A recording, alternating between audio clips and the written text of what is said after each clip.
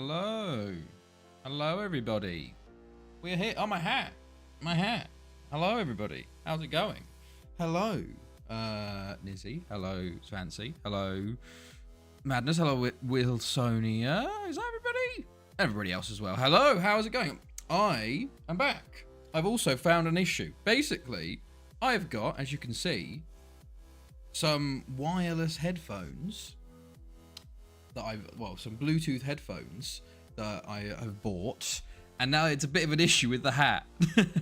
wait, when did you grow that much? Yeah, it's been growing out a bit. It's been growing out a little bit here. We've got a good amount at the moment. It's getting cut in May, but for the moment we need to. It's a bit long, isn't it? Because he's worth it. Exactly. Hello, Odd. Hello. How are you? Maury. No, do not worry. It's Smory or Maury. You know, whatever you feel like. Might have to tie it back just to get the hat on properly. Oh god, it's a mess, isn't it? It's an absolute mess. It'll be gone in May. But yeah, I bought some new headphones, and they're very decent. I've never had Bluetooth overhead earphones before, and I never connected them to a PC before. So it's kind of crazy to be able to just stand up from your desk and just walk around and continue listening to whatever you're doing. It's so freeing. It's so weird. I keep going to pick up my headphones and like put them in my ear. I'm like, no, I've got them on already. So yeah, it's a bit of a weird one. But the hat game might have to change a little bit. I don't know what we're gonna do. You can kind of see the craziness of the hair a little bit more here. But yeah, how has everybody been? How's people's midweeks been? Mine's been pretty decent. Not too much going on really. We played at the World Cup group stages on Tuesday, if you weren't here. Some very interesting group stages. Portugal are hosts, of course, as you saw through the badge. There you go. And if anyone that was here and wants a reminder, here we go. Portugal topped the group as hosts. Only 2 draws, though. Mexico and South Africa beating Denmark to go through top. South Africa go through... in second place, losing 2-0 to Denmark on the final day and going through on goals scored over Mexico. Denmark finishing bottom. Turkey topped their group, 3 wins from 3, beating Argentina. And Argentina comes second, Scotland and Suriname third and fourth. Currently playing a Man United save, Season 3. Started playing a weird asymmetric 4-3-3 with Mount as a defensive winger on the right. Doing really well. McTominay is the backup defensive winger. Just got... Wow, that is something. That is something.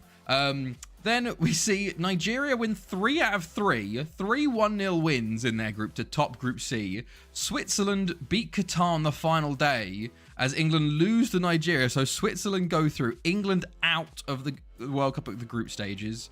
Brazil topped their group with 3 wins from 3. Belgium beat Ghana on the final day to get that second spot. Ghana and then USA. My proudest tactical creation. Wales topped their group with 2 wins and a draw. Spain comes second. DR Congo and then Haiti. Bad news here. I'm watching Ajax. Plus I have to... Oh no! Which one's worse, Ard? Which one's worse? France topped their group with Paraguay second. Germany out. Losing to Paraguay in the opening game.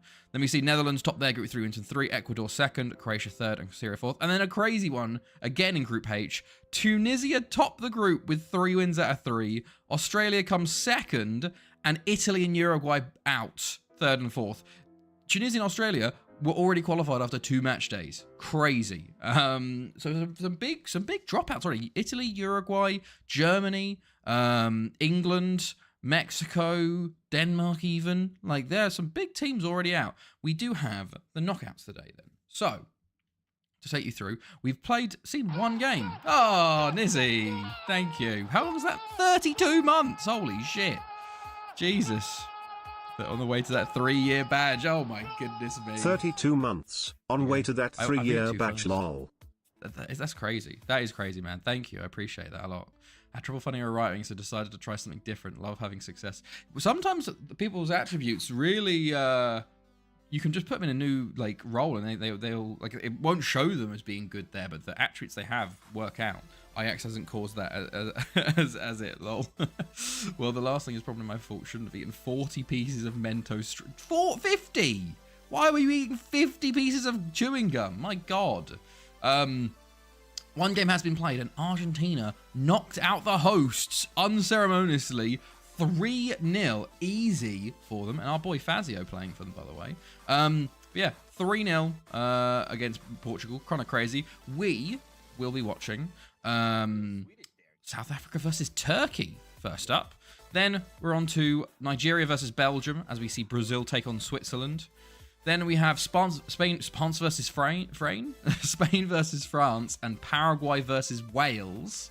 And then finally Tunisia, Ecuador, and Australia versus the Netherlands for our knockout games, for our second knockout round there. Just got to explain to Dan Harker how McTominay on the right is the answer.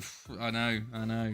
But yeah, so we have our first game of the day, which can be a very interesting one, a South Africa versus Turkey matchup. So, shall we get the first predictions of the day done? We did 15 games last time. There'll be less this time because it's just the knockouts.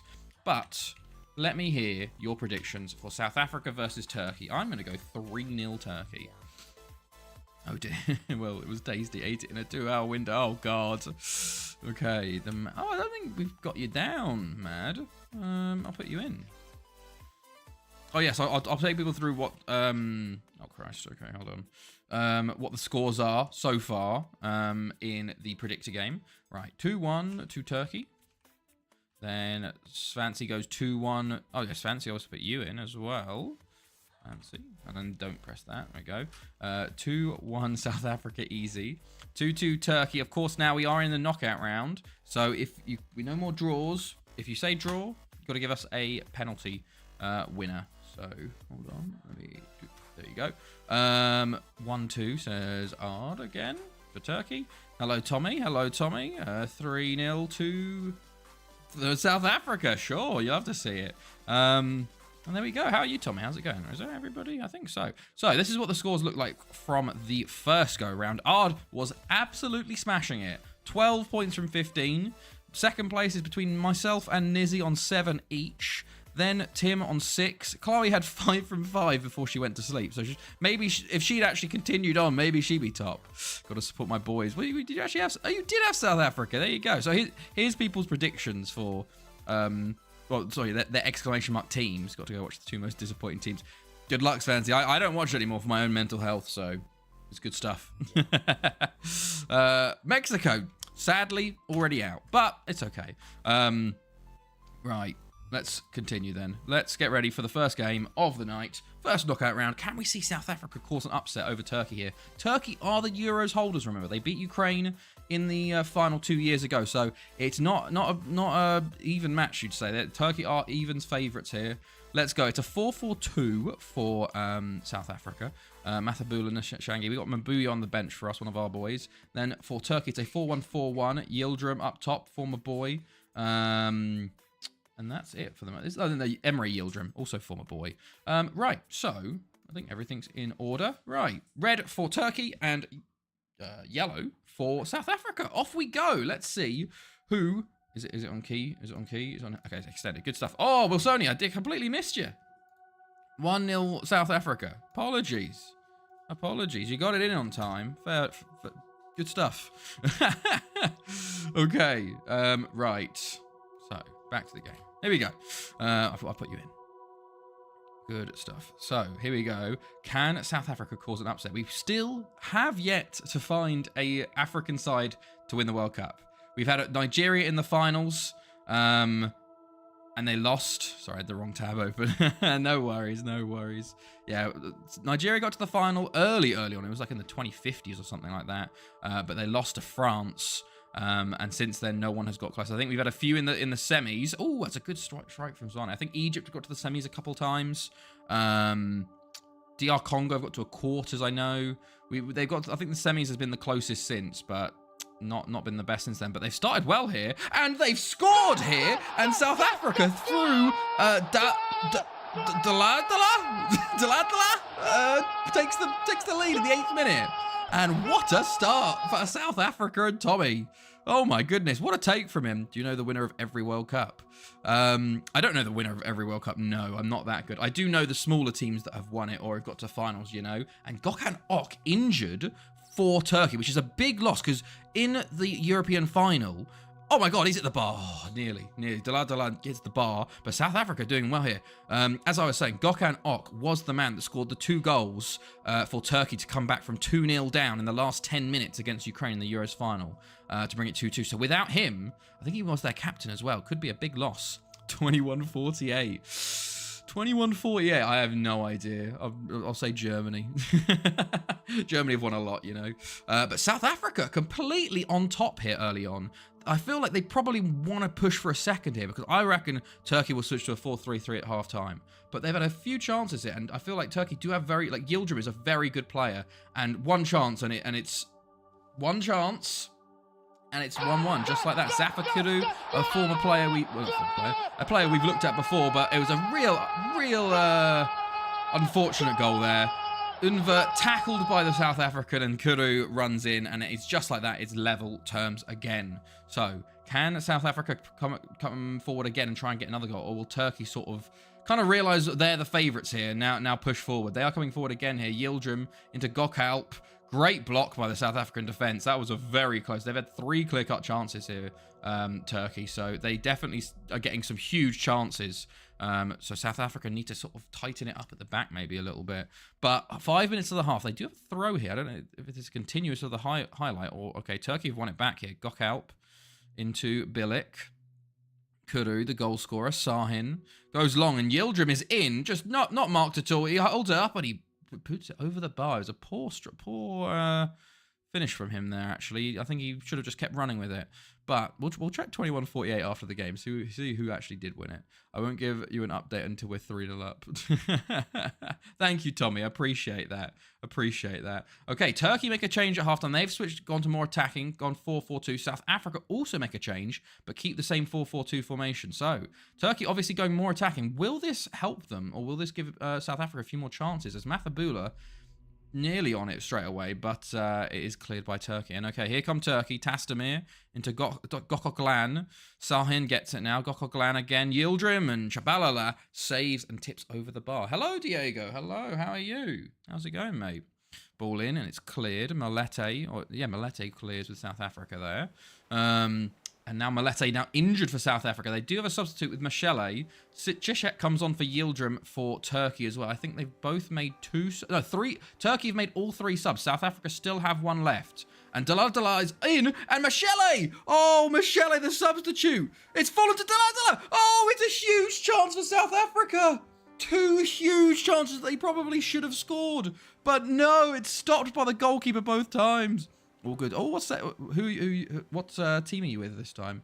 Daladala on the ball again. He's trying to miss that chance. Oh, it's Mabella. He's offside. My goodness. Zulu comes on for free. I think the offside saved his blushes there because he should have scored there. But South Africa with 2 big chances there, really. And they've got a lot of possession. Daladala free kick over the bar. 10 minutes to the end of the game here. Are we going to go to extra time in the first game of the knockout tournament here? 3 minutes ago. 2 minutes ago. And it's a throw in South Africa. Mashegu. Mathebula. Into Mashele. Plays it into Daladala. It's a goal for South Africa. Oh my goodness me. Tato Daladala with the goal to put South Africa 2-1 up in the 89th minute. Oh my goodness me. Mashele plays it in, and Daladala, he's got the first goal. He's got the second, and can they hold on for 3 added minutes to knock out Turkey? There's a chance for Turkey straight away. Ziyech. Gökalp. Oh, it's blocked. Goal, Bafana. Oh, okay, I need to pull the scores over. Sahin's on the ball into Duru. Into Sahin. Kuru. To Unver. He's at the ball. My goodness me. Hoo-hoo-hoo. My goodness me. Tasdemir to Bilic. There's a minute and a half left still. Nshangase will try and clear it. He's holding onto it. He's played into Mathebula, who's holding onto it again into Firi. Into Daladala, who's going to slowly try and waste as much time as he comes forward here. And he's fouled by Kuru. Huge get out for South Africa. I can't believe Turkey hit the bar then. Mathebula plays into Firi. Back to Mathebula. Into Daladala. Into Mabele. Nshangase. Mathebula. Oh, and they're giving it away. Turkey have one last chance. They've got 30 seconds here. Gökalp, but he's fouled by Nshangase. Gökalp with the free kick. Few seconds to go. Just boot it clear, and South Africa win 2-1. Huge result for South Africa. Finally press this. Oh shit, you streamed, Tommy. Nice. What was the stream? Was it FM or what else? What is it? Tours. Giroud's first football club. Oh, that's awesome, Diego. What league are they in? Maybe tours is where Giroud learned to be so handsome. Hope to produce a few handsome men. But there we go. 2-1. FM. Oh, nice. What save was it? I'll have to follow you, Tommy, so I can get notified when you stream. But there you go. Early on, Tommy with a point. My goodness me. Oh my goodness. There was a 3-pointer and it was Fancy, who's not even here anymore. Fancy comes in, gets a 3-pointer, leaves. Okay, fantastic there. So what a first result, though. European champions knocked out by South Africa, who make it to the quarterfinals. And also, time to check the 21-48 World Cup winners to see who won it then. They technically started in the 5th division, had to get a database which made the 4th division playable. So, okay, fair enough. Nice. Well, good luck with that, hopefully. It's a good... I do love a good youth... I love a youth challenge in theory, but then I'm like, I love signing young players as well, you know. 21-48... Well, 21-46 was Germany, you know? So... I was close. Yeah, if I'd said Germany, England, I think if we go for the Euros, who won the Euros in 21-48? Past winners. Also, Belgium are the new host for that. 21-48 Euros. Italy. Okay, I was 8 years out with Germany there, but I think I was close with the World Cup there. Right. So South Africa win in the second round, and they will face the winner of Nigeria. We could have an all-African quarter-final, potentially, but they need to beat Belgium. Argentina face the winner of Brazil or Switzerland. Oh, wow. Paraguay-Wales face the winner of Tunisia or Ecuador. That's pretty good, because that means that one of Paraguay, Wales, Tunisia, Ecuador will be in the semis. And you got Spain, France, Australia, Holland. So Australia, poor Australia. But yeah, okay. Right, next game is Nigeria-Belgium. So we'll find who South Africa will be facing in the next round. So let's get ready for this game. Nigeria versus Belgium. I'm going to go for a 2-1, 2-0, 3-1 Belgium score. Couple attempts there, but let me know your predictions here. We are still scouting lots of players. We're currently in England at the moment. I think we're at Chelsea, so I need to keep adding players. Okay, hold on. It goes 2-1. 2-1. I normally have 2 saves running, but just finished a challenge with FFM Llama doing on YouTube, where you can only load the nations which have never produced European finalist. Oh wow, okay. How was that save then? 2-0 Belgium, says Nizzy. 3-1 Belgium, says Wilsonia. Okay. I'll keep scouting. As I wait for more predictions. Nigeria on pens 1-1. Okay. Nice. Nigeria on pens 1-1. Doing a second yellow card database Malta save whilst Ireland processes. Hey, hello Duck God, by the way. How's it going? Diego going for... Are you on there, Diego? No, you're not. FIFA's O. There you go. And then you go for 2-1 Nigeria. Tommy goes for 2-0 Belgium. Okay. Into winter 3rd season already. I'm not predicting. No worries, God. No worries. Okay. Okay, that should be everybody. Unless anyone new wants to predict, you're more than welcome to. But yeah, we're currently just scouting pretty much every English club in the Premier League, I think, and they're under 21s and under 18s. So we're going to be going through a lot of players. But you know, you got to do that sometimes. You got to try and find every single player that's available to you.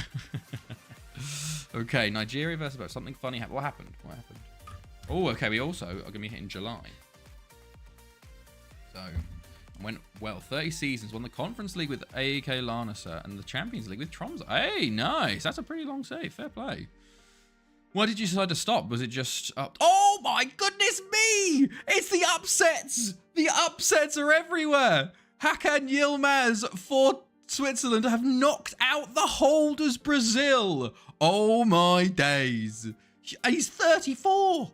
Surely you're half Turkish. He's half Turkish. Oh my goodness me! Switzerland knock out Brazil! Oh my days! Look at this. So we got Argentina versus Switzerland. South Africa versus Nigeria. We've had 2 upsets already through the first knockout round, which is pretty good. The average age of our team is 20.9. Jesus. It's very young.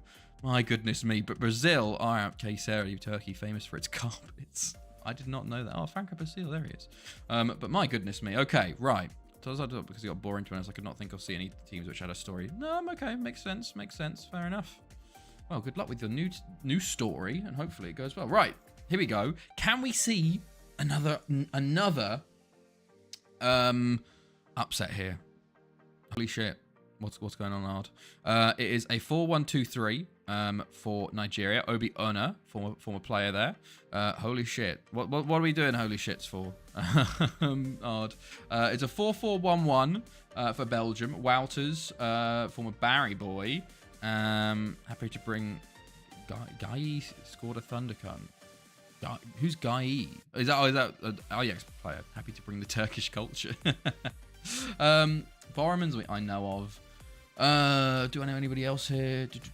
Cock was playing in the group stage. He's got a fan trust takeover in 2024 and bottled a final day promotion. Just needed to win, and by May 2025, the same month of bottled promotion, they sold the club a bit entitled. Those Malta fans. So they bought it, then you didn't go it through, and then they sold it again. Incredible. Right, here we go. In the green is Nigeria. In the red is Belgium. Can we see Nigeria cause another upset in this knockout round? We will see. But let's go. Let's go. You can actually pull it feels like Portugal have some very long pitches. Like one of the pitches is super long. Like you need to keep moving these around within a year. Wow, that's incredible. I think Barry are currently in the process of a takeover, which would be interesting. But I think Barry are fan-owned, so it's the same thing every time. What's going on with Conor Gallagher? Oh, yeah, basically there was just this like clip. It was basically out of context of him in the tunnel, and basically he blanked one of the mascots while like he had one next to him and the other one was trying to shake his hand and he blanked him basically, and then they took that and then was like, oh, it's because one of them was black and one of them was white, and they're like, oh, so then he got a shit ton of abuse on social media because all the weirdo Chelsea fans that hate any homegrown English player suddenly start calling him racist, even though they're racist to the English homegrown players. So then Chelsea had to put a statement out being like, hey, look, it was like out of context, he was just blanking there, by the way. Go Belgium. And then like if you see later on, he's just walking with him and talking with him. So it's just one of those weird situations where like it gets super out of context, and people like, it's so weird how a certain section of Chelsea fan bases hate players that come through our own youth academy. Like it was Tammy Abraham, it was Chalobah, it was Mason Mount, now it's fucking Conor Gallagher. Like they just, but ever since Sarri came in, they just despise any players that come, which is crazy because it's like, these are the players we should supporting them the most, you know? Like it's fucking, oh, that's crazy. Another small out of context moment, but with Gallagher. I hope mine's not that, my out of context ain't that bad, hopefully. By the way, Belgium are absolutely destroying Nigeria here. Personally, it's because Chelsea fans got used to the superstars.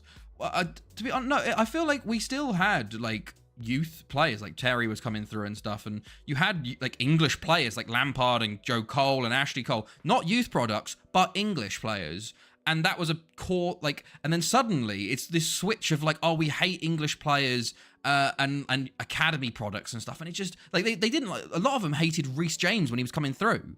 They were like, oh, we should go, like, because it was when Sarri was about and Reece was on loan in Wigan, and they're like, oh, we need to sell Reece James, let's get fucking Hysaj from the Albanian. By the way, it's a penalty Nigeria in the last seconds of the first half. Can Nigeria equalise before Obiona to step up?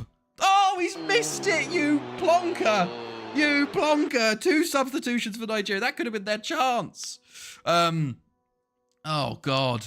But, yeah, it's just so weird that they like, it was literally, I can tell you, it was when Sarri came in, and then we had all these really weird fans that only support him, and then they start hating on all the sort of English and homegrown players and wanting all these other, like fancy named players from abroad. It was really weird, and they've sort of ingrained themselves in. It's really not nice, because I just like, surely like you support your academy products more than anybody, because they've grown up Chelsea, they've come through the academy, you know? It's crazy. It's such a weird thing that like fans are hating on an English club having English players. bonkers. Players like Palmer do not get any abuse. I think it's like some stuff where it's seen as taking steps back, relying on youth. Maybe, but also to be fair, like we have had other players abused. Like who else was abused? There was another player abused. But I feel like, to be fair, I think as soon as Cole gets a bit of bad form, they'll turn on him or some new person comes through. You know. Oh yeah, I ordered that Atlanta United graffiti shirt. My short contact is very cheap, very nice then. Okay, is this the goal, by the way? I assume this is the Ajax goal. Like it's just, I just don't understand it. Like it's the hatred is oh wow, oh bloody yeah, that's a good goal. Yeah, fair play. Because I can definitely see them turning on Palmer, you know. It was just crazy. Like I get turning on Mount now because he left. But when Mount scored like that 22 goal, like he had like 21 goals in that season, and they just hated him for it. And they're saying like, oh, he's stat padding. We want João Felix. And then Felix comes and is terrible. And it's like, oh no, it's not his fault. It's like, oh okay, well it's not his fault then. But like I moved off of Chelsea Twitter and Chelsea in general, mate, because it's just ridiculous. It's you fall out of love with it, you know. Insert rival AI manager claiming you're too domestically biased. So many interesting foreign. It's genuinely that, but just the fan base, just like there's a whole sub. I hope that they leave, but they didn't leave when Sarri left. Sadly, like it's just. It's so many players have had to fucking close their. Also, I do think in general it's just a general uptick of abuse and what the hell was that, Suleiman? Abuse on Twitter from people. Like so many players have to just fucking block their socials because they get so much fucking abuse from like supposed fans of the club and players on social media. It's crazy what people fucking say and do now and there. It's just like would you say that to them in real life? Like, most of them are probably like 15 or 16, like children, just like giving death threats to these players. Oh, and it's a goal for Nigeria, and it's Richard Dixon. What? It's Dick Dixon. He scored the Messiah. Dick Dixon. He scored for Nigeria, and it's 1-1. They were a lot better in this second half starting. But they have scored now, and Mertens is coming in though for Belgium straight away, and he's got a corner kick from it. Nigeria have looked better. They've got more shots. They had, I think, 2 in the first half, and 1 was a penalty. So they've already got 5. But we have 20 minutes to go here. 1-1. Dixon got up well there. Dick Dixon rises highest. Okay, Turan into Stevens. Godwin will clear. Okay. 15 minutes, and Agbo injured for Nigeria. Oh, and Nigeria down to 10 men. Will we see 10 men OP, or will Nigeria crumble now they're down to 10?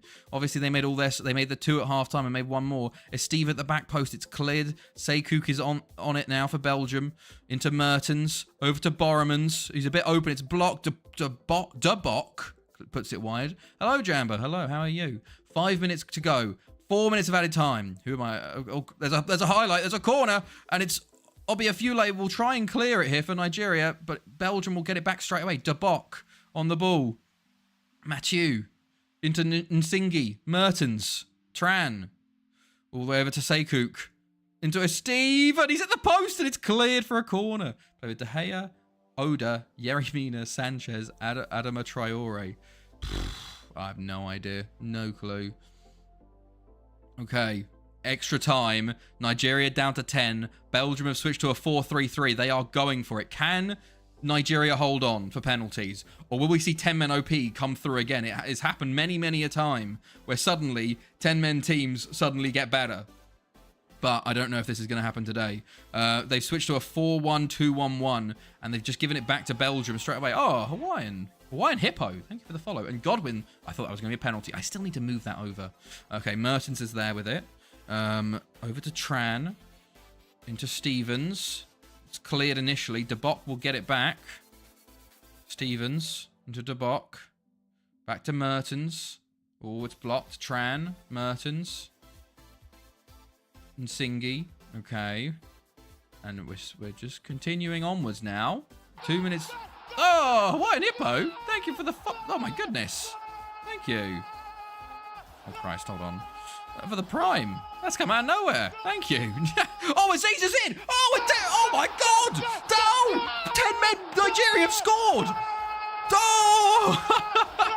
Oh, Abifule! Thank you, Wine Hippo. How are you doing? What a time to come in. Aziz puts 10 men Nigeria 2-1 up with 15 minutes to play. Can they hold on to knock out Belgium here? Would love to claim a Nigerian fan for that sub. If they can hold on, hopefully. My goodness me. How's it going, man? How are you? Matthew, that's crazy for you just come in, follow, and then immediately sub. How's it going, fella? It's Steve coming forward for Belgium, though. Can Nigeria hold, though, for 15 minutes? They are still down to 10. Belgium has switched to a 4-2-4. Here's a highlight. Sekouk, De Bok, De Meyer, into Steve. Corner for Belgium. There's 6 minutes to go. Did you see who I am? No, I didn't. Who was it? Lola for Nigeria. Oh, it's a bit scary. Godwin will clear up to Emeka, who's kind of just by himself, and he is tackled by Nsingi. Stevens now for Belgium. They come forward again. Stevens into Tran. Tackled again. Aziz into Emeka. Yeah, no, I didn't know. I saw who it is. I just don't know who it is. That's what I meant. I thought you meant, did you see like who the player was? Like I read it, but I don't know. Emeka. Into De Bok. There's another highlight. Belgium come forward again. Tran is in at the back to the right. He's kept it in. He plays it to the back post. It's very, very deep though. As Steve will have it on the left wing and gets another corner for Belgium. 5 minutes to go here. As Steve plays it in. Dixon clears. De Bok will get there. Clue, I'm a midfielder. Okay. De Bok into it's cleared again. Matthew, okay, puts it out for a Nigeria throw. Can they hold on? There's a throw in. De Bok. To Steve. They've just thrown it directly back to Belgium. As Steve on the ball. Okay, he's blocked initially, but Sekouk plays it into Mertens. And he puts it over the bar. Okay, there's 3 minutes. 2 minutes to go. Nigeria throw. Why are they throwing? They had so many open options and they just threw it to him. There's Steve. Into Sekouk, who plays it in. It's clear. Dixon is on it for Nigeria. He just boots it as far as he can, but it only falls to Borremans. Stevens again. Is okay, out for a throw-in. It's blocked again. 1 minute plus 1 minute added time.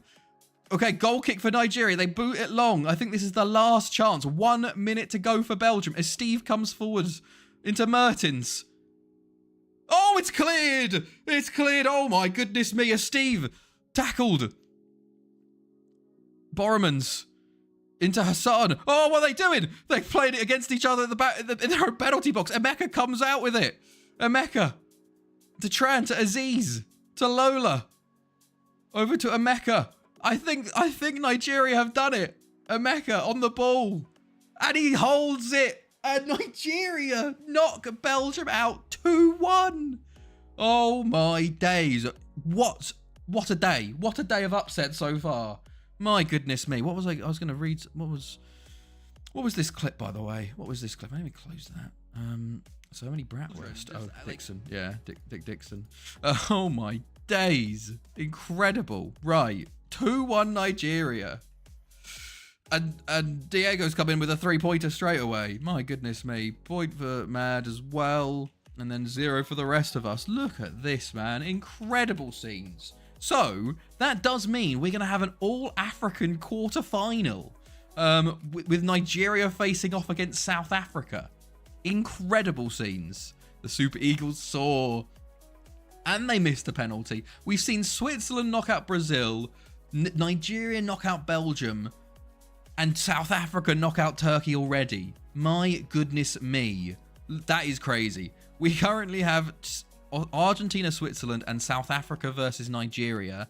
And then one of these teams. Theoretically, the big teams left are Argentina, Spain or France, and Holland. There's 4 big teams left. Please, can we not have a big team win it after all this? I missed this one. What was this one? Oh, no, I saw that. It's a very good goal. It's a very, very good goal. Like, yeah, Jesus. Right, next up is Paraguay versus Wales, which is kind of a bit more lower stakes. So, like, to be fair, Paraguay have won it twice, but they are still considered a small team, you'd say. So let's get predictions going for Paraguay versus Wales. I would love for Wales to do it. They did top their group and got a draw with Spain, and they seem to be playing very well. They're playing a 4-3-3 this year, but I think we're going to see a 2-1 Paraguay. But either way, I think I'm happy with that, you know. And they got Tunisia, Ecuador as the other game. which should be interesting. Technically, Ecuador are the big team. Theoretically, what you'd want is Wales and Tunisia to get through, because then you'd have 3 African sides in the quarterfinals, which would be quite incredible. But we can't really be picky at this point. What we really want is Australia to knock out the Netherlands. And we want Switzerland to knock out Argentina, and then Australia to knock out France or Spain, the winner of France-Spain. But that's we're getting a bit ahead of ourselves here. Okay, Diego goes for 3-1 Paraguay. Sonia goes for 1-0 Paraguay. Tommy goes for 3-1 Paraguay. Not much Wales love at the moment. 2-1. Got them as my exclamation mark team. Okay, there you go. 2-1. Right. My goodness, what a few games we've already had, man. Oh, incredible scenes. Right. Let us wait for people to predict, and then we'll continue onwards. Well, I'm actually scouting in the background, so don't worry about me. One day I'll get out of England, because we're gonna. I feel like I'm probably gonna keep scouting until like a few months into the new season. It's gonna be that many players I've scouted, you know, because we're only at E realistically, and I've scouted every country in Europe pretty much, and all the other continents. So it's a bit much, you know, a bit much. But sometimes you got to do that. Super Connor and Cole. 24 minutes gone. 2-0 Chelsea. Are you joking? Are you actually like? Are you kidding me? What? Chelsea playing actual good football? Oh my days. But this is gonna hurt though. This is gonna hurt because we were 2-0 up against fucking Arsenal, weren't we? And we threw it away. Palmer pen, Gallagher goal.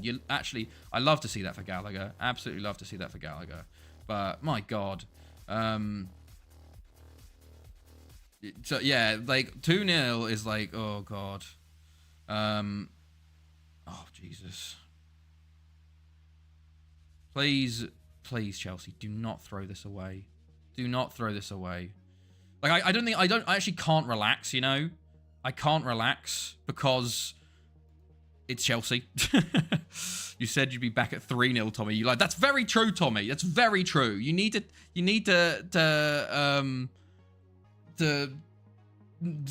you've cursed us now. You've cursed us. We're definitely losing this now because I don't want to know.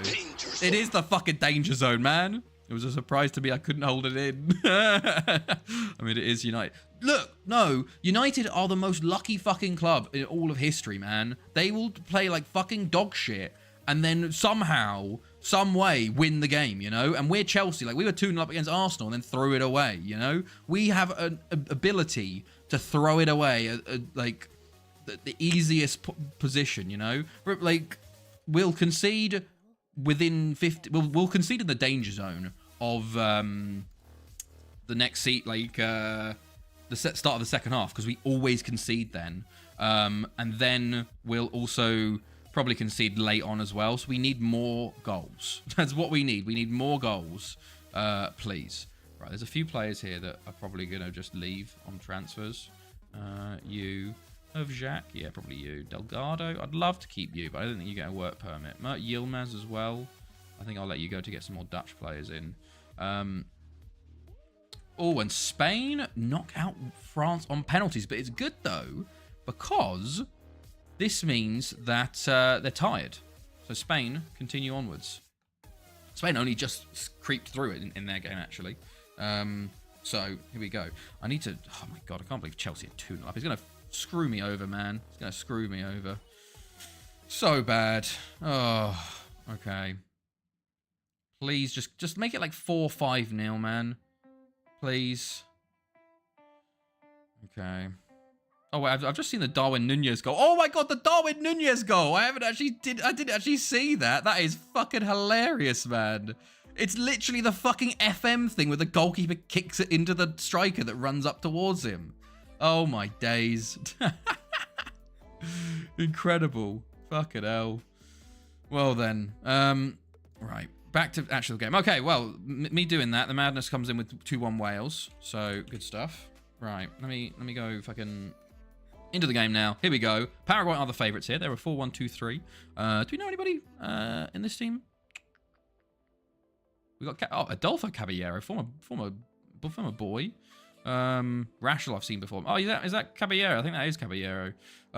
Williams in goal for Wales. Puraval, one of our former players. Bradley, one of the top goal scorers at the moment. Idzi's on the bench still. They're going with a 4-3-3. So let's see. Red for Wales, white and blue for Paraguay. Can Wales continue on their good tournament so far? Or will Paraguay show why they're two-time World Cup winners here? But let's see. Cardozo into Garcia. Well, no, I've got Garcia for Uruguay. Right. So, cleared initially. Velasquez for Paraguay now. Into Godoy. Godoy on the ball. Holds it up, plays it in to Coronel, and it's a good save by Williams. First chance for Paraguay there in the first minute. Is that setting the tone, or is that just a lapse in judgment? But here we go. Another highlight for Paraguay. Cardozo in, and it's a great save by Williams. And it's another great save by Williams. My goodness me, a double save from the Welsh goalkeeper there. And Paraguay look deadly so far. Wales need to sort out another free kick here for Paraguay. It falls to Godoy, into Fanego, to Velasquez. Into Fanego, to Coronel, to Godoy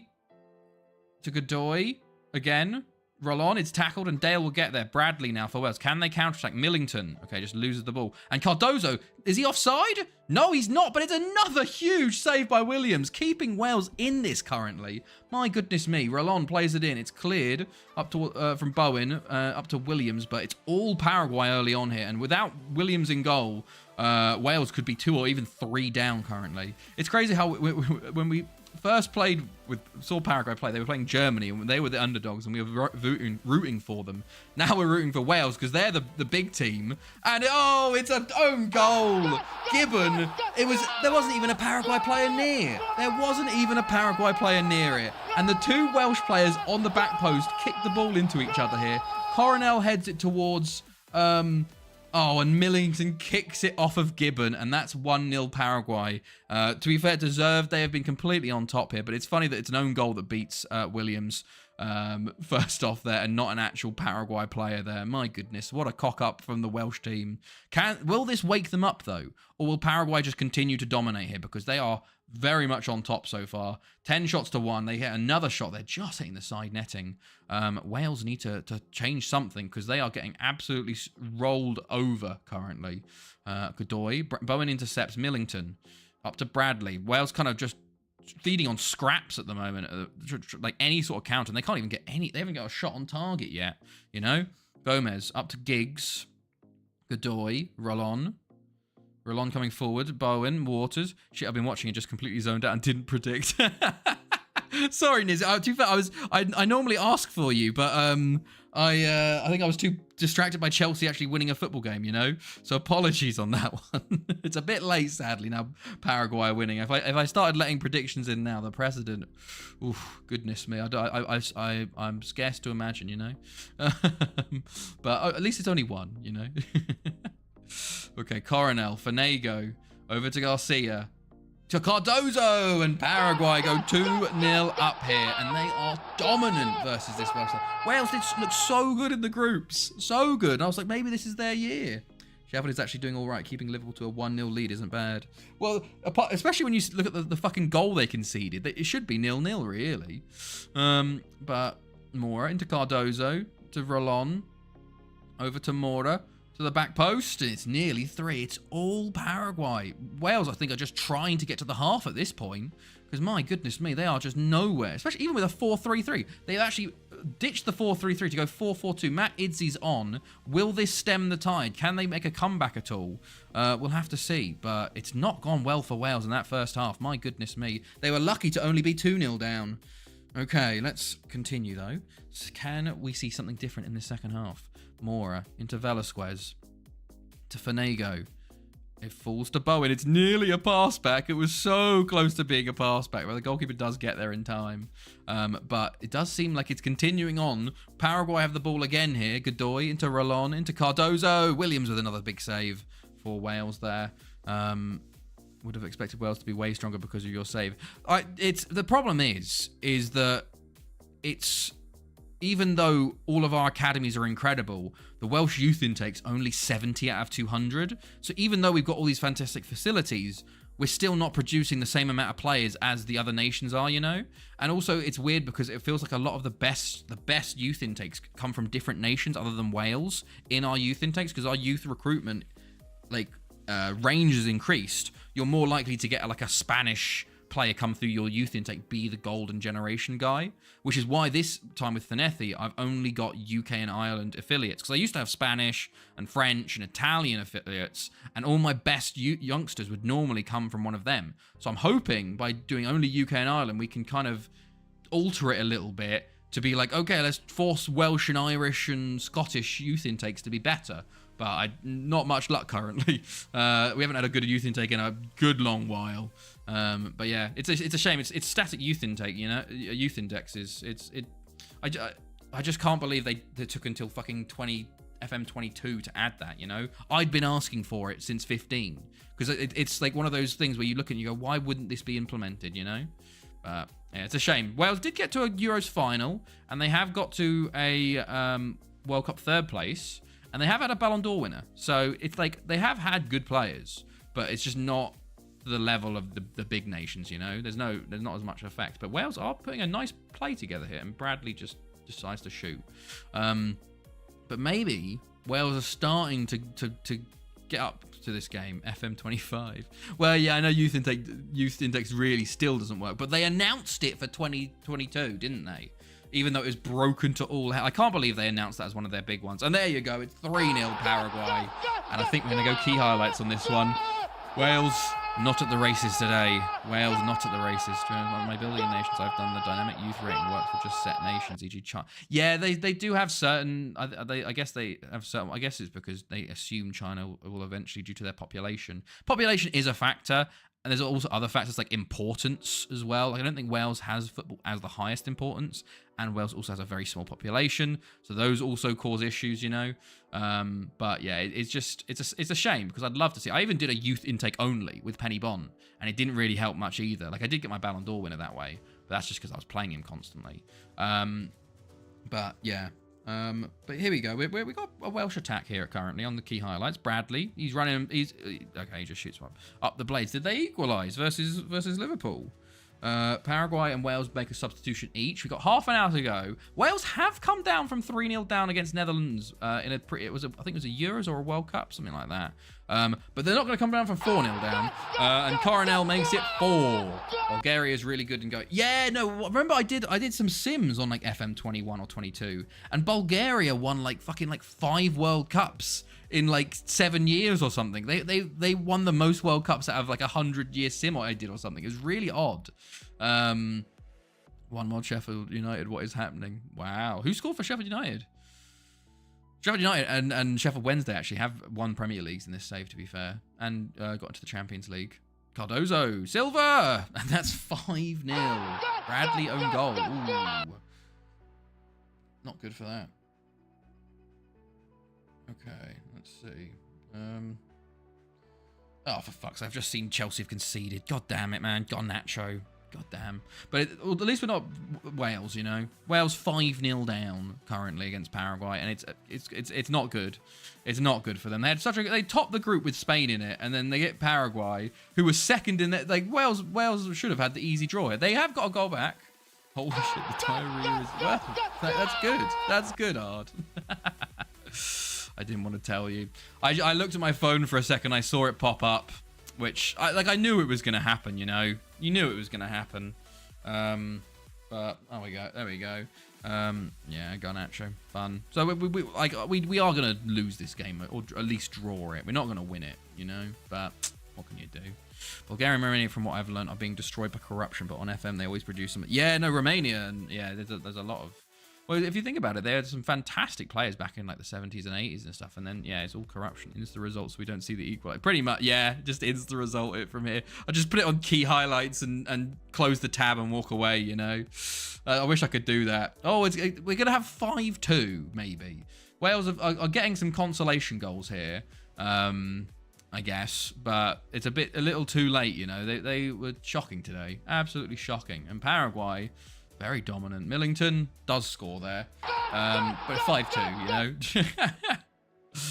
know. If they somehow come back from this, that would be the greatest comeback of all time. Are they going to make it 6? There's a minute left here. Medina. Zamora. Are you offside? You're offside, surely. Yeah, you're offside. Right. So, HITC7 has a really good one on Bulgaria. It's even worse than we thought. Yeah, he does some good ones. Although his videos are very long. Like, it feels like they're extra long. Like, maybe it's the way he speaks. He's a bit slow in his cadence, which, like, I'm like, I need to put it on, like, 2 times speed. Bradley in again, but tackle then. I think that will be it. 5-2 to Paraguay. I don't think anyone predicted 5-2, but I think a lot of us did predict Paraguay to win. So we get some points there. I don't think anyone thought Paraguay were going to destroy Wales as much as they did, and everybody, bar mad, get the points there. Okay, right. Let me go see what the fuck happened with that Chelsea conceding goal, man. What the hell happened? Own goal, Bradley. Hamer, was it a goal kick? Okay. Right, okay, it was a Casido mistake, of course. Fantastic. Brilliant. Oh. Moment of madness. Oh, God, what's he done? See, same thing happened with the fucking Arsenal game, where Sanchez did a fucking moment of madness, and then that allowed them back into the game, you know? And I fear that the exact same things happen now. Oh, it's 2-2! Are you joking? I fucking told you! I told you! I told you! I told you all! God, I did miss out on the prediction by 2 goals. He adds random stuff he believes in for no reason. Talks about that for minutes. I fucking knew it. I fucking knew it. I told you that 2-0 means nothing. 2-0 means fucking nothing. Let me see the fucking Caicedo goal. It's Chelsea, you know? What are you supposed to do? What are you supposed to do, man? Oh. What is going on here? Where is this goal? Oh my God. Okay, here it is. Oh, there it is. Okay. I just... Oh, don't listen to that. He just booted it down the field. Okay, right. It's just so funny, man. Just no defending whatsoever. Black screen. Yeah, apologies. FM's here. It's okay. It's because it's in full screen mode. When I click off to look at other stuff, then it goes like black screen a lot of the time. So just it's absolutely it's so fun. It was literally the exact same thing before. Oh, it's so funny, man. So funny. God damn, man. Funny. God, why have I got sucked into watching any of this? Right, here we go. So, next up, Australia versus Netherlands. I need to stop. Okay, no more Chelsea talk. No more Chelsea. I don't want to get distracted anymore because we're back to being shit again, you know? Australia versus Netherlands now. The last of the second knockout rounds. Let's get some predictions going. I'm going to go for a 4-0 Netherlands moment. But yeah, let's put a ban on Chelsea because it's just Chelsea, you know? They make me fucking... Ugh.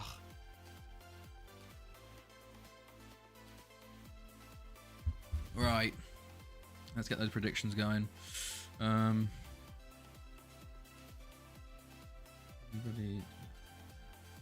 to the Dutch, says Nizzy. Yeah, he acts like he's always on the Mara High crowd. Alfie can do no wrong.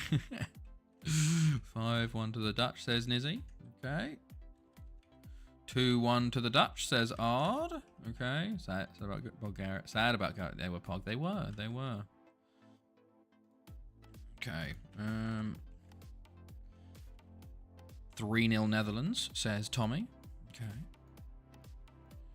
There's Tommy. Oh, you're up here. I normally don't expect you to be that far up on the list, you know. One day I'll figure out an automatic way to do it, you know, where it gets read from chat and then inputted, but I feel like that's going to be very complicated. So, yeah. Was in early Tuesday. You were. Nilsonia goes for 2-0 to the Netherlands. Who else are we going with? Mad and Diego, if you're about for predictions still. 3-0. There you go. Even beat the fuck's sake, Tommy. God damn it. Are you saying you got there ahead of my future wife? Is that there's a double meaning to that one, you know? Okay. Oh shit. Hold on. I'm still in England. I'm still in England scouting. I'm just scouting in the background, so don't worry about me. My summer 23-30 shortlist is very large at this point. Okay. Right. Go. Yeah, lol. I didn't beat my wife up. Okay, good. It's on record. Chelsea thug level confirmed. Okay, here we go. We got 2 players joining as well, by the way. Matovic and Smalek join us. And I also probably need to do some transfers. Try and send out anyone that needs a work permit to go out on loan. Who needs it? But let's also see. So our window. Okay, so here's the league windows opening. We're going to sign 2. Matovic, our Serbian right back, and we have Smalek, who's a Polish midfielder. Okay, box-to-box midfielder. There we go. We have a transfer list offer already from someone for Cabello. I wish we could sell you for more, but I'm going to say no to that. Like, I probably will sell you for more, but like, I'm not going to accept 3 million for a guy that's like so fucking is worth 10 million. Gangsters evolved to Kingpin. Right, so let's go find the players that need to go out on loan. These 3 are staying. Elder, you're staying. Cameroon, you're going to try and stay. You 2 need to go out on loan. Although, did we send Kevin Diaz out on loan? Did he go to Spain? He did go to Spain. We'll send Kevin Diaz out on loan to Spain because I think it's better just to do that full-on mafia boss. Alaman, we need to send you out on loan to Spain. Mancheno, no. Egypt. Goma. I guess we'll send you out on loan somewhere. France, Germany, Greece, Japan. Mexico. Tovar. Yes, you need to go to Spain as well. Peru. Luis Silva, you need to go to Spain. Apparently he's got a work permit already, but let's see if he can get to Spain anyway. South Africa, Spain, Switzerland, Turkey. Uruguay's fine. You need to go to Spain. He looks very good, Sebastian Oliveira, though. He looks very decent. And that should be it. Okay, cool. Let's see if we get some offers for players. Let's see. I would love to offer you a new contract, Cabello, but you didn't get a work permit last time. So we'll offer him a contract and see if he gets it this time. Because he has got caps for Uruguay, you know. Diaz doesn't get any offers from Spain, which is very annoying. Is it not open yet? Is the Spanish window not open or something? Hold on, let me look back here. We need to go to July 2nd or something. I think it's... Transfer roundup. No, La Liga window opens. Okay, that's annoying. Alaman, Goma, and Tovar got a fuck ton. You can go to any of these, mate. Tovar, we want you going to Spain. So you can go to Espanyol. Go to Granada. Go to Osasuna. Puertollano, Real Betis. There you go. Got 33. And Alaman got 32. And you can go to Algeciras. Or Deportivo, or Granada, or Leganes, or Mallorca, or Merida, or Oviedo, or Puertollano, or Real Betis. Not racing. Okay, there we go.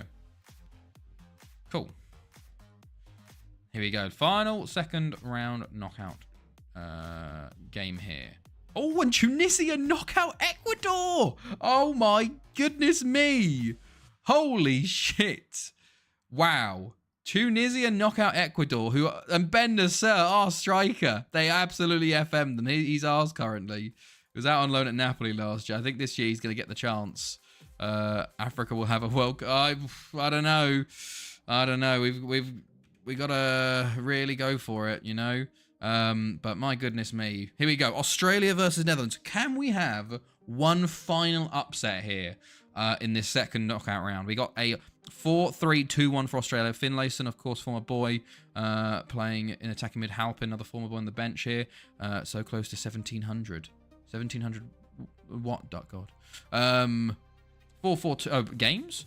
4-4-2 for Netherlands. Nassim, of course, a current boy, and Saad in there. So it's kind of suck rooting against Thanethi boys versus former Thanethi boys, but Netherlands, you've already won a World Cup and a Euros, you know. We need you to throw one in the towel in for Australia. Australia did make a World Cup final a couple World Cups ago. Oh shit, we're on key. Fuck. There's a highlight. It's Luke Tome for Australia. And it falls back to Tome. What will this be? Oh, it's fallen to the Netherlands. Movio. It's currently been quite level, but Australia have the ball back here. Mullen. Bianchessi. Capaldi. Jay Finlayson. Into the box. Oh, it's a great chance. It's a great chance. It's a good block there. Not with me around. That's true. That's true. Tome plays it in, and Saad will save. Okay. Big chance for Australia early there. McDonald into Bianchessi. Into Finlayson. Oh, another shot and another save from Saad there. Australia's starting well here, but no goal as of yet. 15 minutes in, Saad goes long. Hoffman wins it. Back to Ganzo. Nassim now on it. Wacker. Or Vaca, probably. Vaca down the right. Plays it into Kovermans, who's back in the starting 11 for Netherlands. Was a key player in that their World Cup win.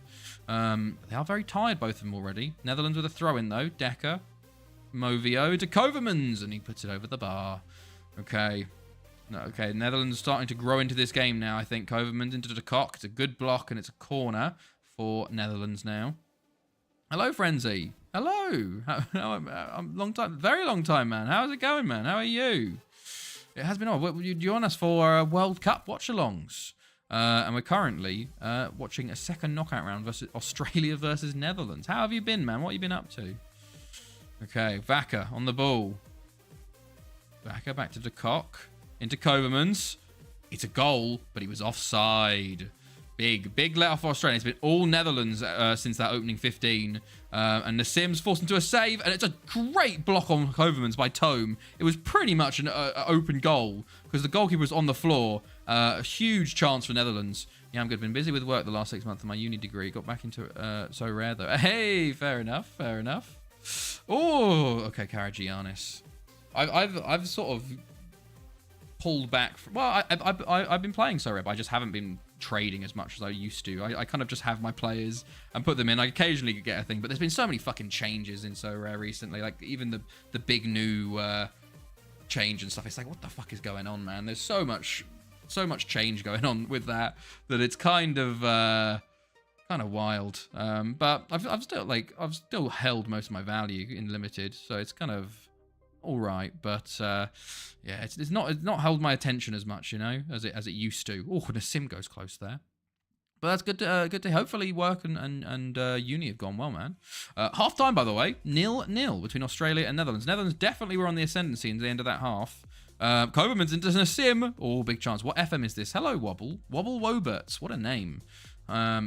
Tommy, we said no Chelsea talk again. No Chelsea talk again, you know, until the end of the game. This is FM 15, Wobble. We're playing a 9-year-old game now. I need to pause. Hold on. Let me just pull the actual chat out. There we go.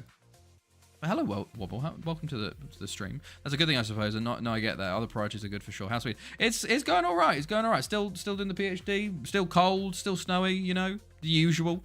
What is this save world record? World record is 528 years, and I'm at 314. So another 200 and something to go. And Nassim in the danger zone finally puts Netherlands up. 1-0 here. It's deserved. They've been knocking at the door a lot. Kovermans takes it down well. Fuck Pavel, of course. Hashtag fuck Pavel. And Nassim pretty much point blank scores to put Netherlands 1-0 up. Now, will the walls crumble or will Australia hit back maybe? But yeah, no, Sweden's doing all right. It's just, you know, I'm kind of used to it now, though. I'm very much enjoying the sun now, because we just obviously the winter had all the sun setting and staying set for days on end. So it's nice to have sun. got to put the blackout blinds up though, because it is very light, very early. Like after the daylight savings, that we're still getting the sun rising at 7 a.m. and going down at 7 p.m. and it's just going to get longer and longer. Finlayson, forces a save at Assad. I bought Baldur's Gate 3, just dipped my toe in, but learned the hard way to keep yeah. Just save and save and save. Every time there's a major decision, just save, you know, because you could lose a lot of progress. But fair enough. What character did you make, Nizzy? By the way, Australia aren't out of this. I feel they've had a couple of chances. It's just Saad's been incredible in goal for the Netherlands. He made 7 saves already today. You know, 10 minutes to go. Can Australia find a way back into this game? Halpin to Finlayson. He's now up top by himself. It's into Isman. And it's not a goal. It's a great save. My goodness me. Tome plays it in. It's cleared. Tome again. Over to Hooper. Okay, and less than 10 to go. Can Australia find an equaliser? It doesn't look like it. 3 minutes added time, and Netherlands have the ball. Halpin to Rose. Down the line, Sherman. Decker. It's tackled. Tome. Rose. Up to Finlayson, but it's intercepted, and Nassim's on it again. Nassim, back to De Vries, Isman, McDonald, Jenner. Over to Halpin, Tome, McDonald, Massey, into Halpin, Jenner. Going forward, one last chance here. McDonald, back post. Oh, it's out for a corner. Surely Australia throw everybody forward now. Why is not everyone forward? It's cleared by Van Zanten. Finlayson will get there. Less than a minute left for Australia. Can they put it back into the box? No, they just give it straight away. Why? They just gave it straight back to them. Halpin. Oh, and it's a corner to the Netherlands. I think this game might be done. It was Australia played well, honestly. They played a lot better than some of the other teams. I think it's spelled Githyanki with the rogue. Oh, nice. Okay, fair enough. And there you go. 1-0 full time. What did I do? I did like a Dark Elf Druid, my first guy. Now I'm doing in my multiplayer. Excuse me. I'm doing I think a monk dwarf or something like that. I don't know. I don't really know. You just try and figure out as you go. But there you go. Everybody with a point there. Netherlands do make it through, and that is our second knockout round done. Unfortunately, we don't get one last upset here as Netherlands knock out Australia. It's hilarious. He had the same amount of shots on target. It was just Nassim was able to break through there. But my goodness me, what a round! Some huge upsets. Argentina do knock out Portugal there, the host. South Africa knock out Turkey. Nigeria, 10-men Nigeria knock out Belgium. Switzerland knock out the holders Brazil. Paraguay destroy Wales. Spain get through on penalties versus France. Netherlands do beat Australia, and Tunisia beat Ecuador. And this sets us up for the quarterfinals. Oh no, we're only going to be able to watch 2. Right, so what do we watch? Do we watch the all-African quarterfinal of South Africa, Nigeria, or do we try and see if Switzerland can upset Argentina? I'm leaning towards South Africa. I have a house to myself tomorrow's family going Chessington theme park for the day, so I'll be playing. Oh, good. Enjoy. Chloe, I think, is going away for the weekend. She's going with one of her friends to like one of their like summer cabins. So I have the weekend to myself. So I will be playing FM, CK2.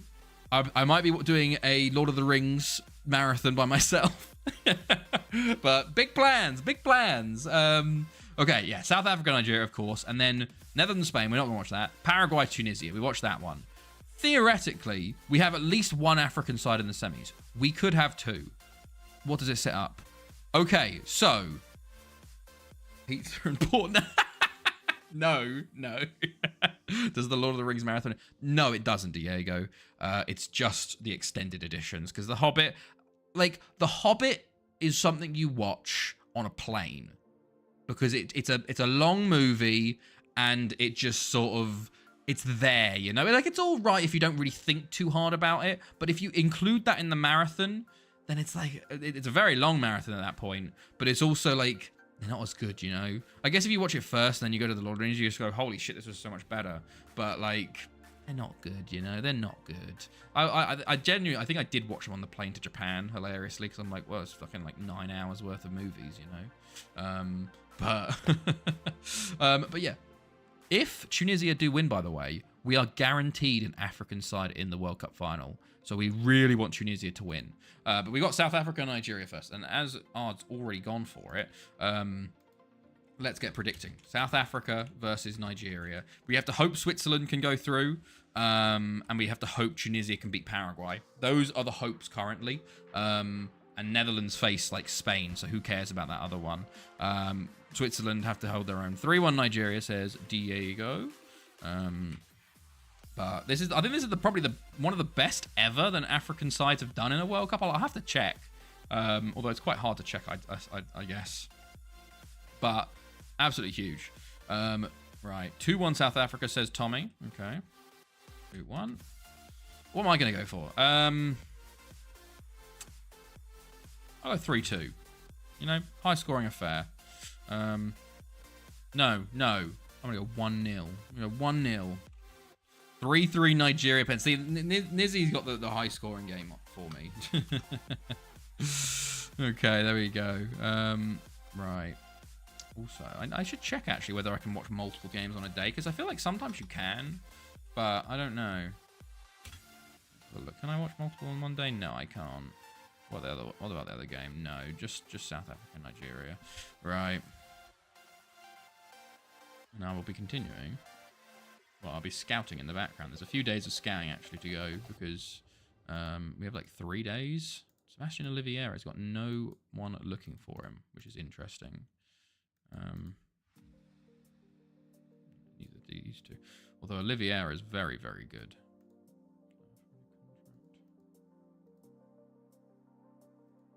Right, okay.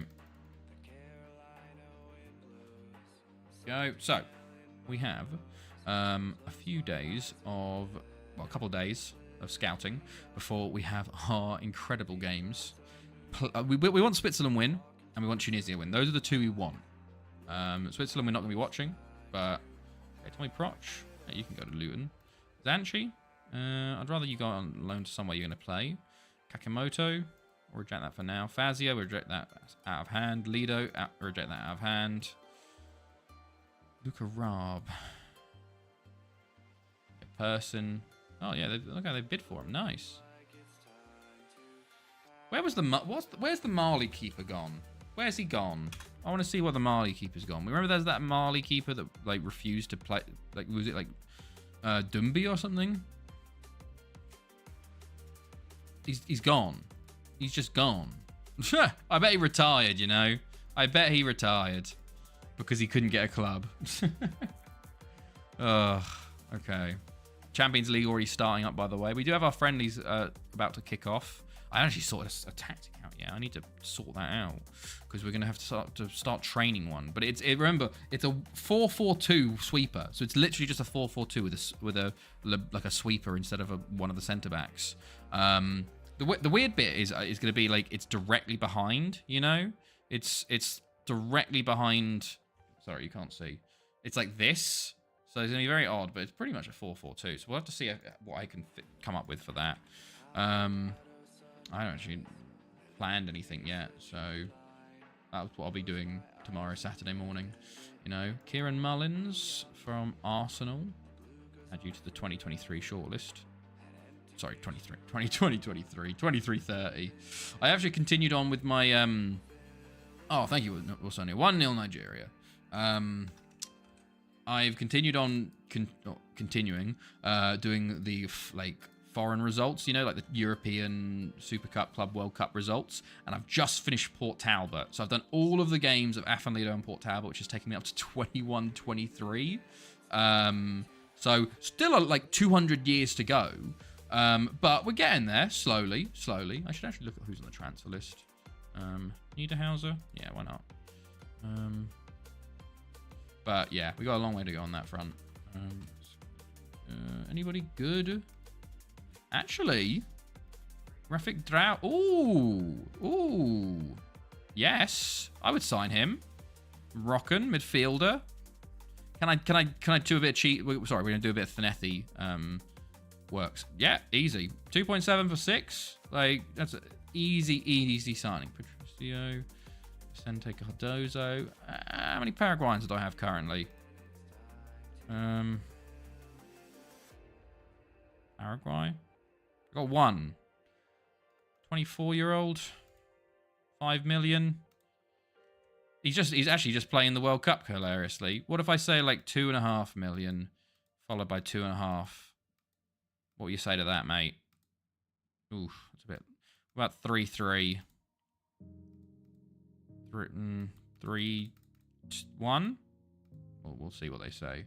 Barata.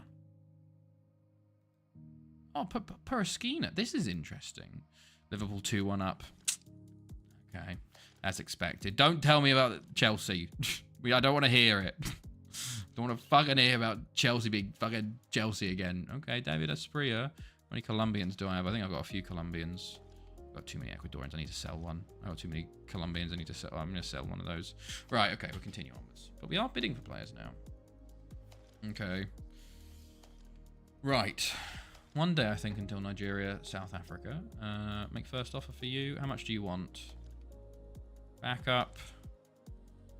Half that, for fuck's sake, Diego. Right. 21k. I think he's going to want a lot more, but you just offer this to start with and see if it will... Oof. To be fair, though, he is very good. And 21 and can play all along the front line. You know? So I think you probably... You coalesce a little bit on that. I think we could probably get him down to 40k, 44k.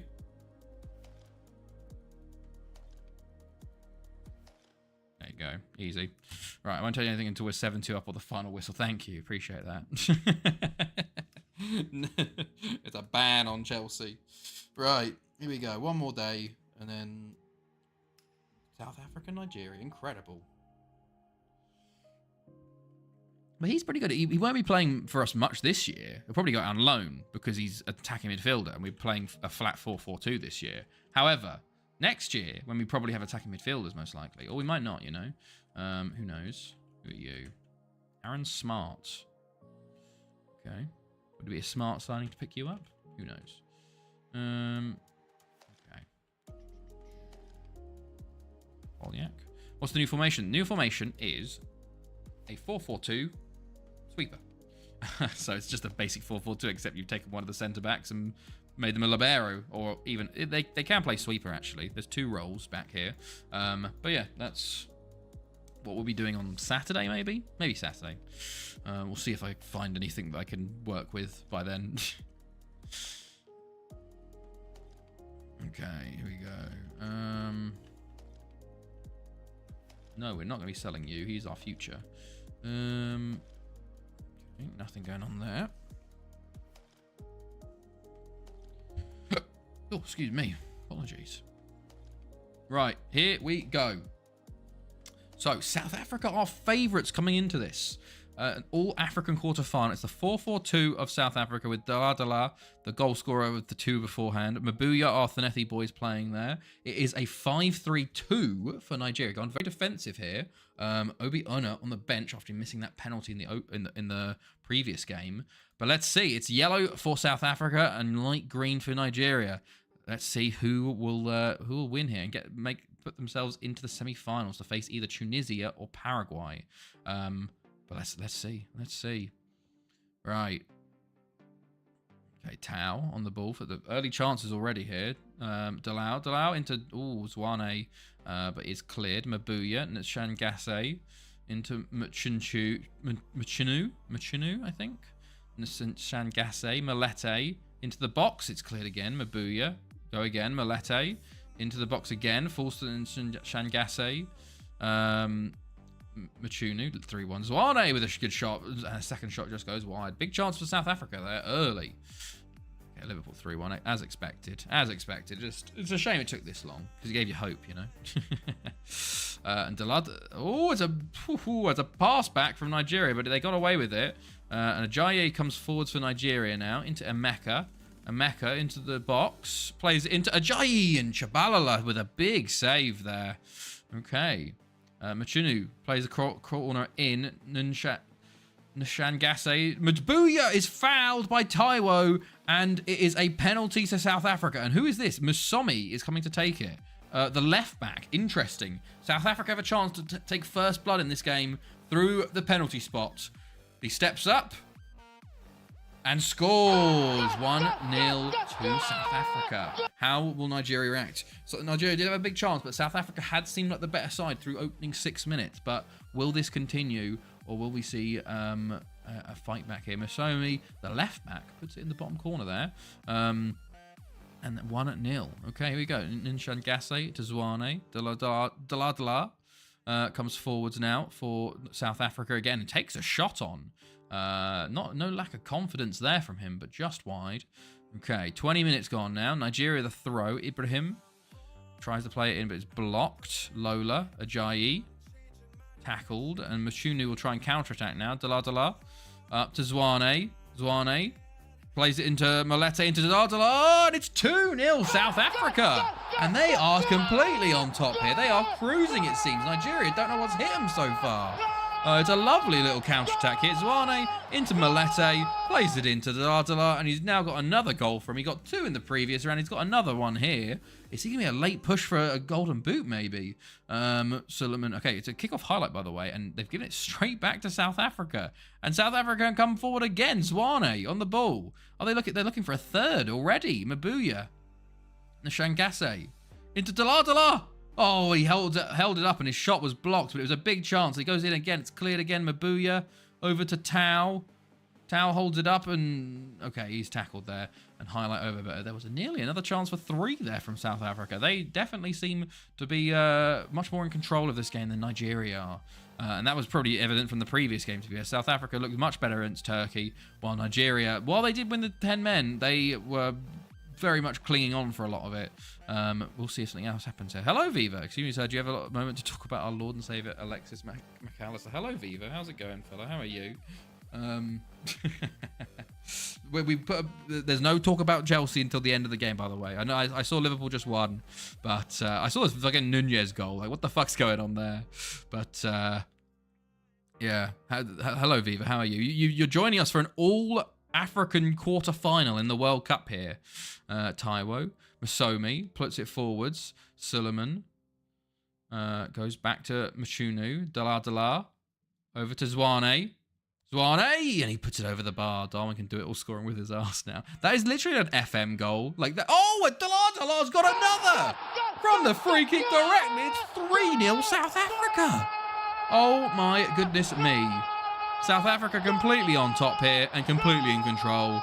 And what a free kick. And Dalata's got 4 goals in the knockouts already. I think the top goal scorer, I think Nassim's got 5.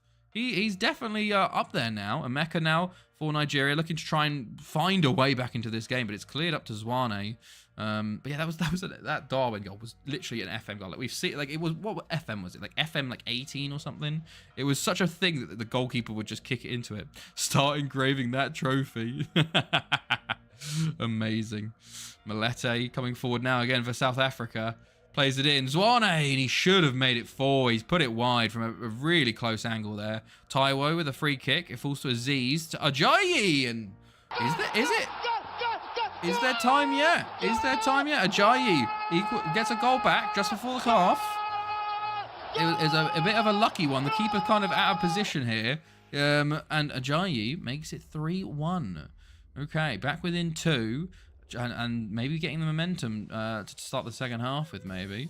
But will we see changes? No changes from either side of the half. But Ajayi is just running straight at them first off, but passes it and concedes the ball. But will we see a resurgent Nigeria now? They've got a goal. Could we see them sort of pushing? They do have the ball here. Ibrahim on it. Plays it to Utaka. Plays it in. It's a great ball. No one's there though. No one gambled. It would have been an easy goal if someone had gambled, but they just didn't make the run. Abri into Aziz, Taiwo, Utaka into Aziz, into Taiwo, into Emeka. Oh, he's hit the post. It was inches from being a second goal. If they had got that, it would have been a hugely different game. But Nigeria looking a lot better now. Lola's won it back again. Ajayi into Emeka, and Emeka's missed from about 4 yards out. How has he hit the bar and missed? Oh, it should be 3-2. Oh my goodness me. How has he missed? He's missed from, he's hit the post, he's hit the bar. My goodness me. How important will those misses be for Nigeria? They could have been back in this game, and Zwane heads over. He missed the big header in the first half, and he's missed the header there again. But I'll be taking Emeka off, mate. I'll be like, nah, mate, you're done out here. And then Shangase with South Africa now, into Daladala, Zwane, and just like that, all the momentum goes, and South Africa get a fourth. Into the It could have been 3-2, even 3-3 maybe. But those misses were so costly, and Zwane with a great finish there makes it 4-1. Okay. Can Nigeria come back, or will it be all South Africa now? Have they quelled that sort of uprising of Nigeria? Oh, and Zwane with another big chance, saved this time. All about the world champions elect. Oh, Ibrahim's on a 5.9, 6.1 for Emeka. Nigeria make a couple of double substitutions here, but South Africa have another corner here. Malete into Shangase, and that's 5-1 South Africa. And it's a bit of a destruction here. My goodness me, we've seen some fantastic games. But Shangase, what a goal, by the way. Top bins from outside the box from that far out. Wow. Amiobi comes on for Emeka for Nigeria. We do have a kickoff highlight here. Will we see some more consolation goals or more goals in this game? Ajayi into Amiobi. There you go. 5-2. Just like that. Imagine if they had Amiobi on from the start instead of Emeka. You know, they could have maybe been in this game. First touches of the ball, and he goes in. Nigeria, hilariously, Viva, topped their group with 3 wins, with a final win over England on the final day. Then they knocked out... Who did they knock out? Nigeria knocked out Belgium with 10 men in extra time. They missed a penalty. Then they had 10 men, equalised to take it to extra time, and then win in extra time. I think they equalised with 11 men. But yeah, they then beat Belgium in extra time, and now to then just collapse like they have against South Africa, it's kind of crazy.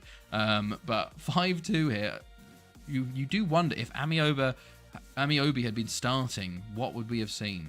Amiobi again though on the ball here. Oh, he shoots wide this time. It's a funny old... It is. South Africa did get through their one. What did they do in South Africa? They went through. They beat Mexico. I think they drew with Portugal. And then they lost on the final day to Denmark, but went through on goals scored over Mexico. Kind of wild. But last 10 minutes of the game, I think it might be done for Nigeria out here. I think it could have been a very different if they had a different striker on. But South Africa got the goals when it mattered. Dalar gets another corner there. Oh no, goal kick. Okay. But this is kind of just, I think, a bit more training. Do a football Africa. Machunu, the Tau, Mabuya. We are guaranteed, though, now. 1 African side in the semis. Will we see 2, though, with Tunisia playing Paraguay tomorrow? We'll be watching that one. Tomorrow in-game, not tomorrow. But tomorrow in-game. Mabuya, Shangase, Malete. Ooh, and puts it wide. Okay. Right, 5 minutes to go. Taiwo free kick over the bar. I was going to say, can we get another consolation run Nigeria here? For substitutions for South Africa. Wild. They had made a substitution the entire game.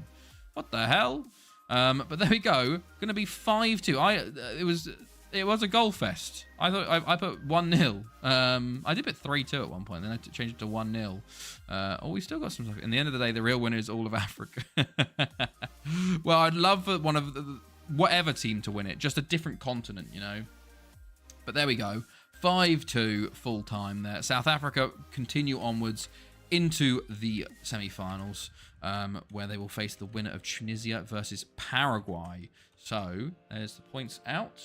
Let's get ready for the next one. I think he's now up on the top goal scorers list here. And oh my God, Switzerland beat Argentina! Holy shit, Switzerland beat Argentina! They've knocked out Brazil. They've now knocked out Argentina. Holy shit. Come on. Come on, Switzerland. Holy shit. My goodness me. I saw it pop up in the ticker. Look at that. Switzerland, Erkenbrecher. Penalty in the 30th, 90 plus 1. 8. They actually played better than Argentina there. So they will be facing the winners of Spain or Netherlands. Oh my goodness. Am I guaranteed champion yet? Spain or Netherlands play, and we also have Tunisia and Paraguay here. But my goodness me! Right, let's get predictions going for Paraguay versus Tunisia. Basically, what we want now, what we really want is we want Tunisia to win this, and then we need Switzerland to beat Netherlands or Spain, whoever wins that. You know, because. Can you imagine Switzerland versus either Tunisia or South Africa in the final? It's guaranteed new winner. I don't care who wins. I'd love for the African side to win it, but still, would guarantee a new winner, and that's what we want nowadays. Okay, Viva, you're new in? Yeah, you're new in. So we go 2-1. Diego goes 2-1 Tunisia as well. Ard goes 2-1 there. Nizzy goes 4-3 Paraguay. I'm going to go like fucking 3-1 Paraguay. Wilsonia, what you saying for Paraguay and Tunisia? I actually can't believe it. Switzerland are pulling out all the stops. All of the stops. My goodness me. How's the scores looking, Gaffer? We will look at the scores. Let's have a look. So, currently, Ard still top on 15. I'm on 10. 8 for Nizzy, 7 for Wilsonia. To be fair, no one's I think bar like Svancy and Diego got 3 pointers. There's been a few 1 pointers, but no real big swings in points. You know, Tommy, you are on 5 out of 6 though. You've done pretty well your points per game. You know, you've done, if you'd been the whole time, you could have been up there. But I don't know if there's enough games to get even the points per game, sadly. But, right. 3-0 Paraguay, says Wilsonia. Thank you. 3-0 Paraguay. Cool. Right. So, back to scouting. So, there's a chart. I'm not sure about that, either. I think you're a little late to come in. Oh, Christ. Okay. Who are all these players here? There was a couple of players here that I need to add to shortlists. David Iriarte. Sandra Pereira. Are we on to France? No, we're at Sheffield United. What? Maybe we are at France. I don't know. Or at Stoke. With Bergevin subbed off, our oldest player on the pitch is 22. Jesus. That's a bit wild. That is kind of crazy. Oh, yeah, Stoke are actually good, which is why I'm getting good players here. But I probably won't be able to sign any of them. But you add them in anyway, you know. Saidi. Thomas at ABBA. Okay. Shortlist. Does that say 23 to 32 million? Probably not then. What a name that is, by the way. Glenn Murgatroyd. Wow. Okay, lists. Add to shortlist. Okay.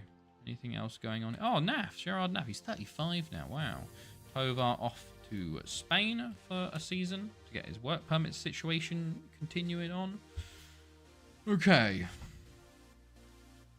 Right. Here we go. Paraguay versus Tunisia. Did we see the winners of Spain, Netherlands early? Or are we going to... I think we do. I think they're first up. Zanchi. That one as well. Cardozo negotiation. I had 24. I'm going to reject that. Alamanov to Puertillano. I'm just going to fucking loan out Zanchi now because he's getting offers.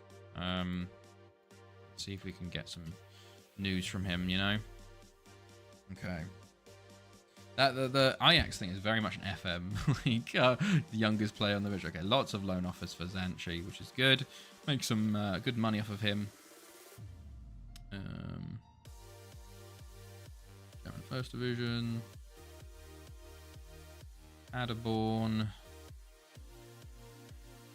Salernitana. And Barcelona. Wow, okay. There you go. Easy. Easy stuff. Right, still continuing. I think we might see the game come up here, maybe. We're playing forwards. But no, didn't see it yet. Let's see. Oh, Netherlands are knocked out by Spain. Javier Fernandez with the 2 goals. Netherlands are out, Ard. Unfortunate for you. Kovermans with the goal. For some reason, for some unexplained AI manager reason, they dropped Nassim. The Ballon d'Or winner, current top goal scorer of the World Cup, dropped him. Didn't even sub him on. So I guess they deserve it, you know? I guess they deserve that. So Spain will face Switzerland in one semi-final. And South Africa are watching this game here to see who they face in the other semi-final. Let's go. We're going to come out with a Spain-Paraguay final, aren't we? At least at the end of the day, that's not the worst. He shagged the manager's daughter, don't you know? Right, here we go. Paraguay are the favourites here. 4-1-2-3 versus a 4-5-1. And for some reason, they've dropped Ben Nasser. For some reason, Tunisia have dropped the player that scored the 2 goals that took them to this point. I don't understand AI management in international tournaments. It's bonkers. Absolutely bonkers. But let's see how this goes. It's a 4-1-2-3 versus a 4-5-1. Paraguay in the in the red, yeah, and manager out, and Tunisia in the white, maybe suspended. He was on the bench. They just didn't sub him on because he was in the benches. Godoy, and fouled by Matt Luthi. Okay. Oh, we have watched Ben Nasser, actually. We watched a Tunisia game. And Valiente puts it wide there. Opening 10. Highlight now again for Paraguay as they come forward after winning the ball back here. Valiente on the right. Got a lot of players around him, but still has the ball here. Back to Sandoval. Medina. Am I on key? I'm on extended, thank God. Mora into Godoy. Godoy on the ball into Valiente. And he puts it over the bar. Okay. Paraguay have been the more dangerous of the two so far. Garcia into Rolon. Matt Luthi tries to tackle but can't. Fanego into Godoy. And he puts it wide as well. Paraguay not been the best of shooting on target, but they are getting lots of shots. Valiente, wide again. But I don't think Tunisia can live like this the whole time. They're going to be a bit...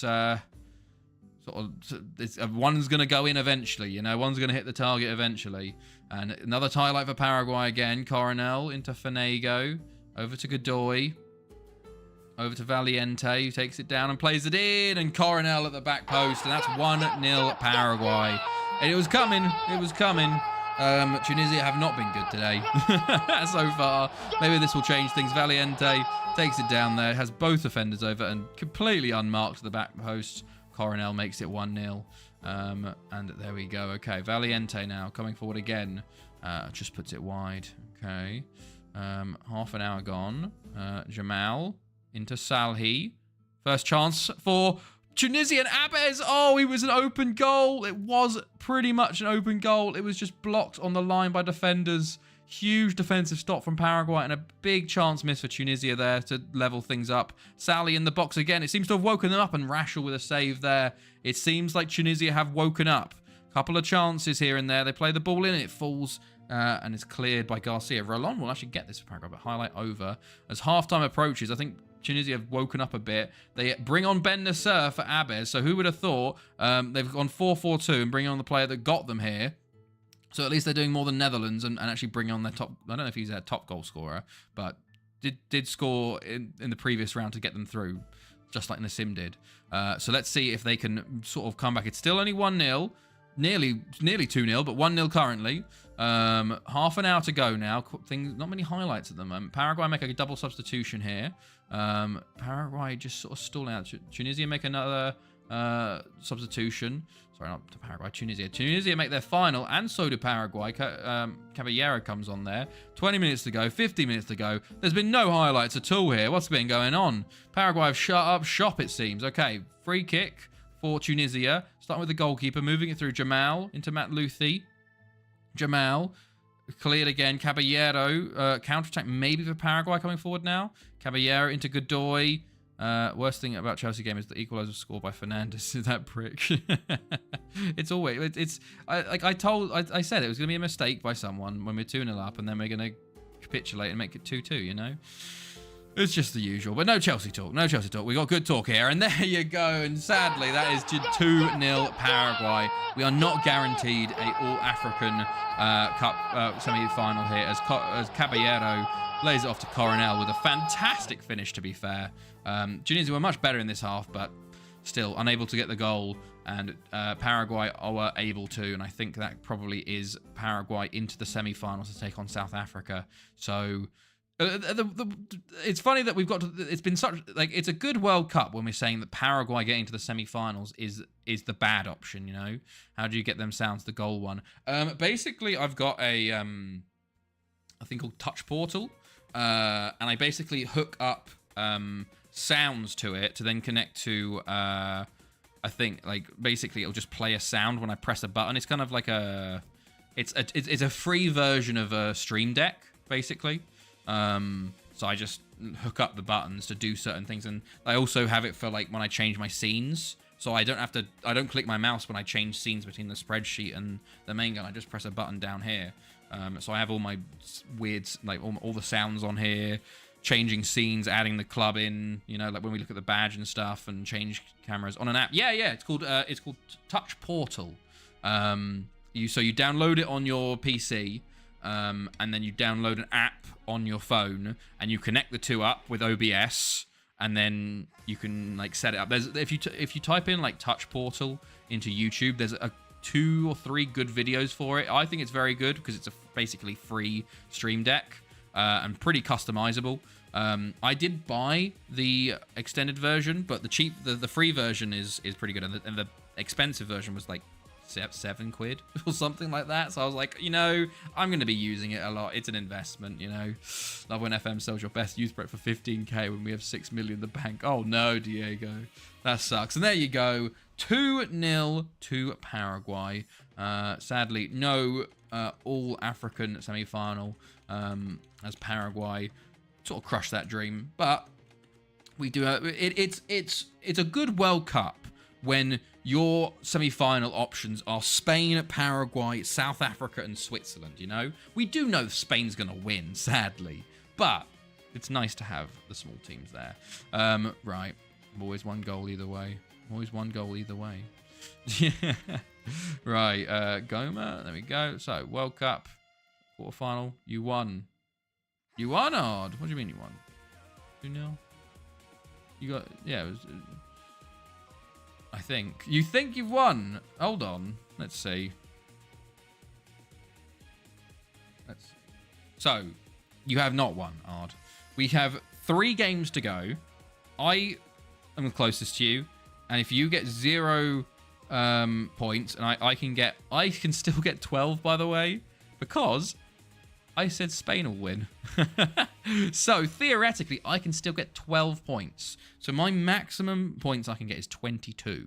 Your maximum, currently, because you can get 3 points for each of the next 3 games, is 25. So, you have higher potential, but 23. What? 12? Oh, yeah, 23. Apologies, not 22. Yeah, 3-2, right? Yeah, sorry, 23. You know, I'm not a maths major. Well, I am, but physics. Right. Hold on. Let me actually make sure we're watching these games. Switzerland versus Spain up first, and then okay, let's see what the first game to be cancelled on the 9th. I think we have to cancel that. So there you go. I'll set up a third and a South Africa win. But here we go. There's our games. There's Switzerland, Spain, the European sides versus the non-Europeans of South Africa versus Paraguay. But we will see who will get through. We have a couple of days of there's the South. Daladala had not scored in the group stages yet. He's only started scoring in the knockout round, which is kind of crazy. To have 4 through 2 games in the knockouts, like what the hell? Excuse me. Right.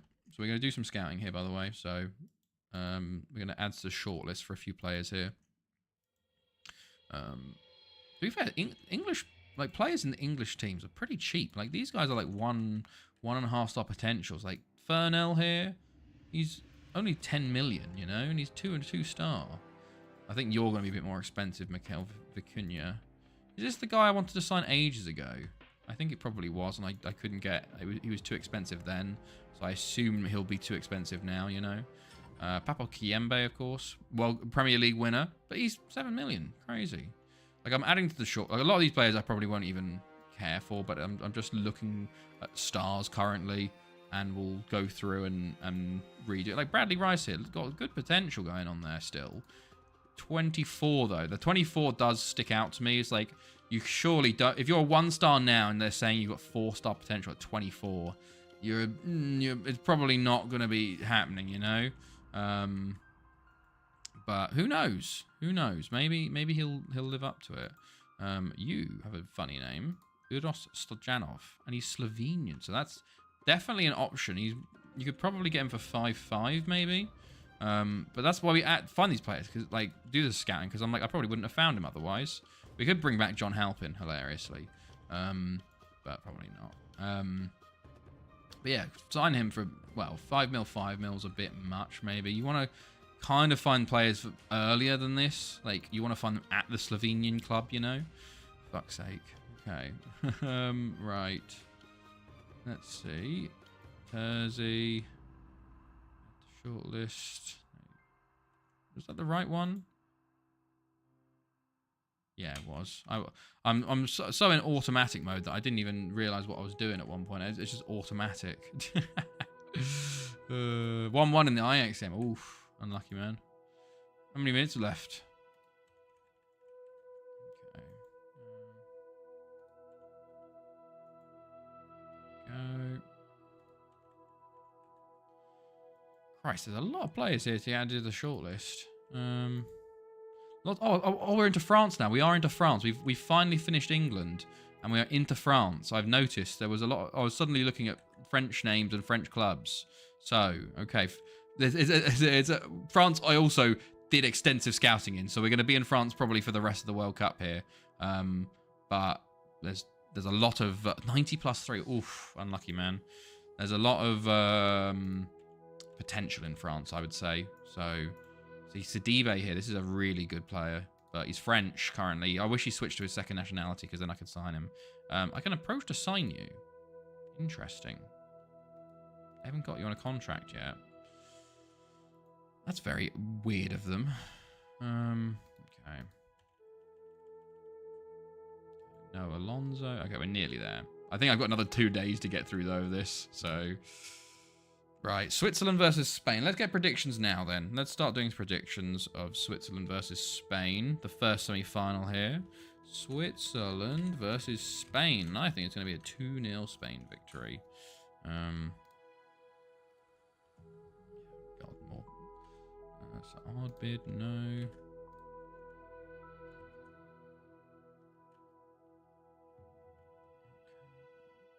Oh, nice. We're signing Rafik Draoui. Nice. Okay, here we go. Hello, Buscape. Hello, how are you? You're back. 4-0 to Spain. Okay. Oh, hello, Couscous. How's it going, man? It's been a little bit. How's it going? Christ, okay, let me get this right again. There you go. 3-0 Spain.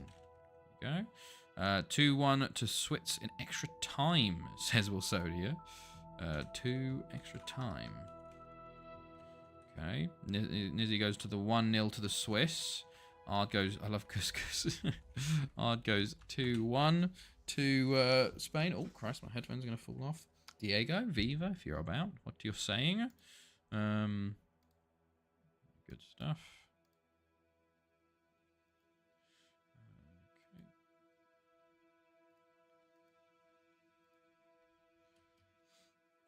Oh, we do have our first friendly as well to play in the meantime.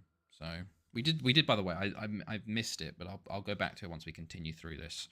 We did sign her out. Okay, 2-0 to Spain, says Diego. Okay, I'll put that in for you.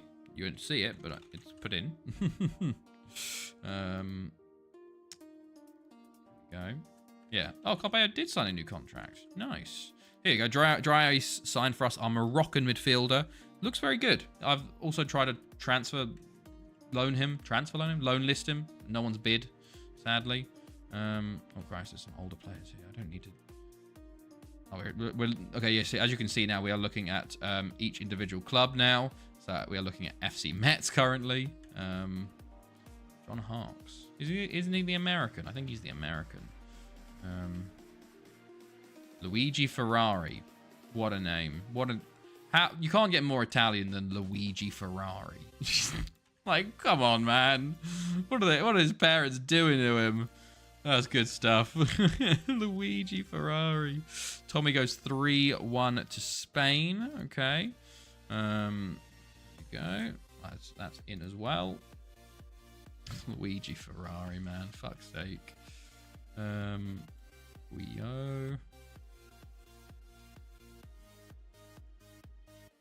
Alright, okay, now we're looking for younger players again, so we're not really looking for anyone above a certain age. Adem Keza. Tekyan. Oh! Armenian. Nice. Full Armenian as well. Wow, where did Bordeaux get him? From Wow. Should I be scouting Punic? He was actually smashing it there. Fair play. There is a few players in Armenia. Let's give him a scout, you know. That's kind of crazy, though. Fair play.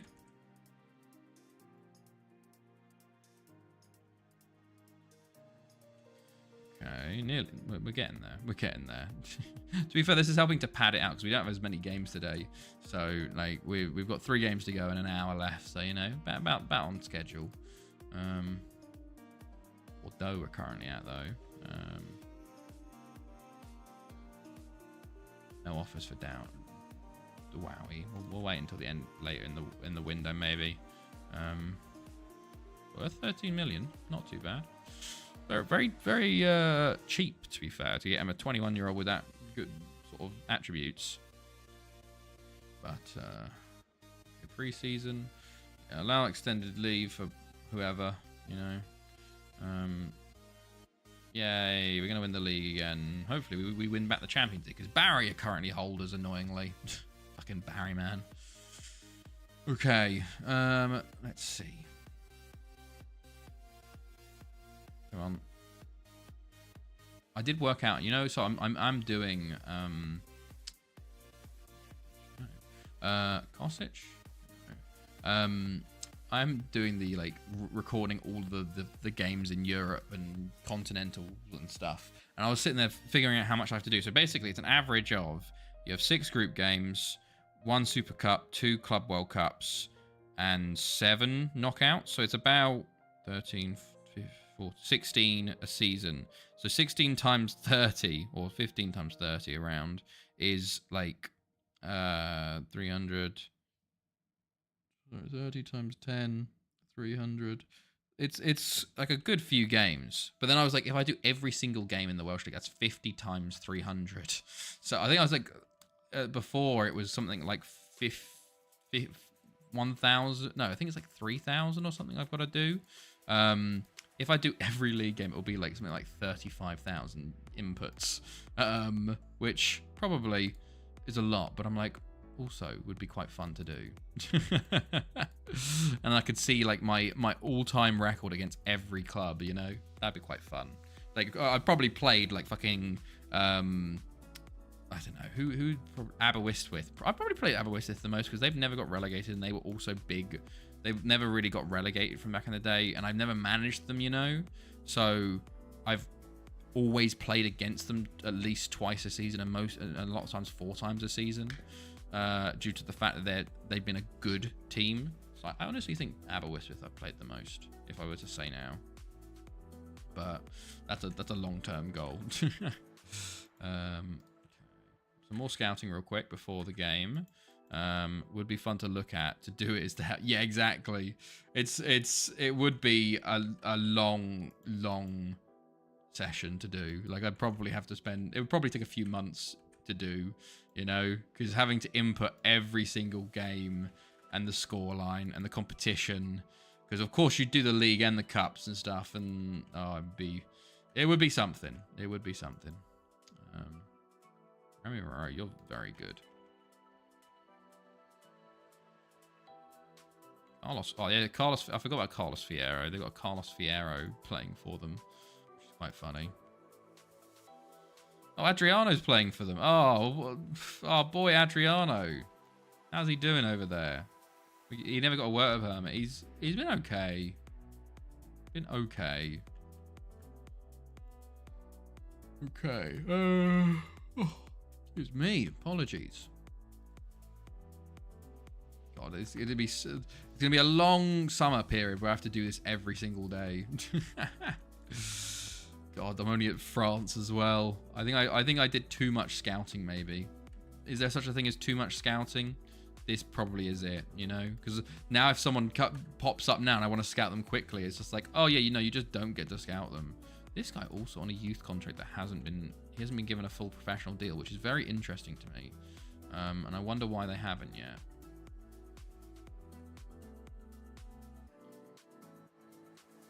Jimmy Duval. Okay. We're nearly there. We're nearly there. Okay. Should be game day today. Here we go. So let's see if we can see Switzerland in a World Cup final. Please, Switzerland. That's all I'm asking. You've beaten Brazil. You've beaten Argentina. This is your time. This is your time. Here we go. So Spain are favourites. It's a 4-2-3-1 for Switzerland in the white. Erkenbrücker, Breggy, Naf still playing Steiner for Barry. Dennis Silva, our former boy at left back. Drevkovsky, former boy at left back on the bench. Spain, 3-5-2. Bayern, our current boy. I'm sorry, Bayern, I have to go against you, fella. And I think that's it. So, red for Spain, white for Switzerland. Off we go at this World Cup semi-final. Who will be the first team to make it into the World Cup final for this division? And Erkenbrücker with a very big chance early on. My goodness me. Forcing a big save out of the Spain keeper, Fernandez, very early and showing intention early maybe. And Breggy's on it again. Erkenbrücker to Arapi, to Jaho. And he's hit the side netting. Big chances Switzerland early already. But no goal. And that, how important will that be? Sometimes you do see a team gets a few chances right at the start of the game. They don't take them and then the other team takes over. But will Switzerland be able to continue this sort of pressure and maybe score a goal? Erkenbrücker again on the ball. Tackled by Spain. It's cleared, but only to Conte. Steiner. Erkenbrücker. Erkenbrücker tries to play it in. It's blocked. Naf. Steiner. Back to Naf again. Into Steiner. Into Arapi with a good shot. I thought he was going to go in for a second, but puts it over the bar. Spain corner. Falls to Anton. Back to Alonso. Plays it in again to Anton, and he puts it over the bar from his header. Okay. Spain now moving more into it now. Mass on the ball. Bayern on it for Spain. Tackled by Jaho, though.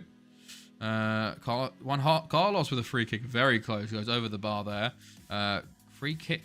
Goal kick highlight here from Ackermann. Up to Erkenbrücker, but falls back to Spain. Although Switzerland have it again. And Erkenbrücker nearly just a little bit too far there. The goalkeeper did get it. And Spain come forward again. Alonso now. Back to Anton. Anton comes forward for Spain. Alonso. Into Juan Carlos. Anton. Erkenbrücker tackles, but falls to Diaz for Spain. Anton again. Juan Carlos. Back to Diaz. To Anton. Over to Bayern. To Mass. Back to Bayern. And it's hit the bar. I think it was saved and hit the bar from the Swiss keeper. A crucial touch and crucial save from the Swiss keeper keeps the Switzerland goal ungoalified. I was going to say unsullied for a second, but I was like, Ackermann with another big save there. Plays it out to Deshay Silva. Steiner. Back to Denis Silva. Goes down the line, but it is intercepted by Spain. Spain definitely more in control now since that opening salvo, and it's kind of like, should those chances have been scored, you know? And Bayern's in again, and Ackermann with another big save there. Spain definitely in control with a corner now. 20 minutes gone. Alonso plays it in. It's cleared. Carmona on the ball. Carmona still. Alonso plays it into Mas at the back post, and Ackermann with another save.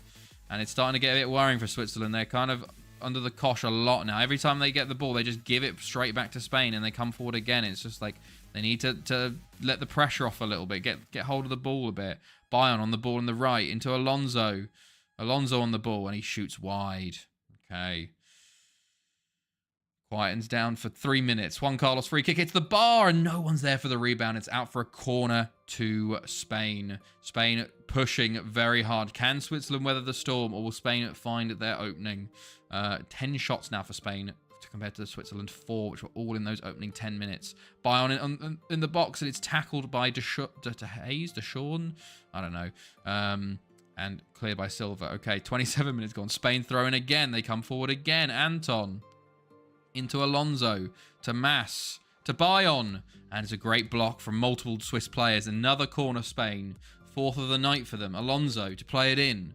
Plays it in. It's only got to the front post, and Bollinger heads it back towards him. Alonso, Carmona. They try a different tact. Carmona comes forward this time. Carmona on the ball. He's tackled. Arapi gets it to Breggy. Will there be a counter-attack maybe for Switzerland? They haven't had a chance to go forward yet, but Jaho literally just gives it straight back to them. Throw in Switzerland now. They throw it back to them, but Silva's got it to Steiner. Steiner on the ball into Arapi, and he turns and shoots. But it's straight at Fernandez, and they need to get some better quality chances than that if they're only going to get one chance. Arapi is injured for Switzerland, though, so Bula comes on to replace him. How important will that be for Switzerland as Spain come forward again here? 10 to the half. Bayern. And Ackermann with another big save there. Huge save from Bayern there. It looked like it could have been a big chance, but Bollinger plays it to Naf. Switzerland with another throw. Back to Bollinger. And Anton will intercept for Spain. And will they have a counter-attack on here, maybe? Anton held up for a little bit. Moreno will clear, and they do get out of it. And now they're counter-attacking. Carmona on the right. There was a good switch of play. Carmona plays a great ball in, and Bayern makes it 1-0. 5 before the half. The worst times you can see for Switzerland, especially when it was their throw-in. And Spain have come up down the other end. Carmona puts a great ball in, and Jordi Bayern, the Thanethi man, proves why he plays for Thanethi and gets a goal, much to the pain of his manager, who wants a small nation to win a World Cup because he has a weird allegiances with the nations, you know. But into the second half now. Can Switzerland sort of play a bit better maybe this half? They had a good first 10 and then completely sat off Spain, really. Can they turn on? It's only 1-0. There's still a chance to get back in it, but we'll have to see what happens in the second half. But Spain come forward again here. Carmona into Alonso, to Bayern. Ackermann with another big save. Alonso keeps it in, but he's tackled by Silva, and up to Breggy, but it's intercepted again. Alonso. It's funny because Spain scraped through their group with only a win against, was it DR Congo? Ghana on the final day. No, that was Belgium. Spain, what did Spain do? I need to look at what Spain did. The Shays. Carmona into Alonso again. It's still all Spain this second half starting. Switzerland made no changes currently, and it's not worked not doing anything, you know. If you don't change anything, nothing's going to change. The result's not going to be any different, it seems. Okay, Buller potentially on a counter-attack, but all the Spain's back anyway. Breggy comes forward, though. Maybe there's a chance. Breggy with Switzerland into Steiner. Steiner back to Naf. Naf on the ball into Conte. To Bula. To Erkenbrecher. Back to Bollinger. Into Naf, into Erkenbrecher, to Breggy, into Steiner, into Bula, and he takes a shot, and it's over the bar. If he got that on target, I think that was in, because the keeper was going the wrong way. Naf is replaced for Switzerland. Spain also make a substitution. Fernandez on for Mas, but Spain have the ball again here. 30 minutes to go. Bayern in the box. He's tackled by Deshays, who will clear it up to Breggy, but it's intercepted again by Spain. Diaz, Juan Carlos, Bayern. Conte will clear. To Carmona, though. Carmona plays it to Alonso, who plays it off to Diaz, who's tackled by Bula there, and maybe a counter-attack here. He's driving forward through the centre, driving forward into Erkenbrecher, who just literally immediately gives the ball away. And Fernandez is now in for Spain, and it's a huge chance missed. Savonin has been taken off, and Fernandez injured for Spain here. but they do have a substitution. Irureta comes on for them. Corner to Switzerland. And, Deschamps hits the bar off the header. So close to an equaliser for Switzerland there. My goodness me. That was a thunderous header, but just hits the bar there. 20 minutes to go. Still 1-0. So Switzerland still just need the 1 goal. Spain got to be sitting a bit nervous. It is Bayon's in. It's a great save again from the goalkeeper for Switzerland. Definitely keeping them in it, but he needs his strikers or at least his attackers to get a goal to take him to extra time at least here. Carmona for Spain though. Martinez, 15 minutes to go. Juan Carlos, Diaz.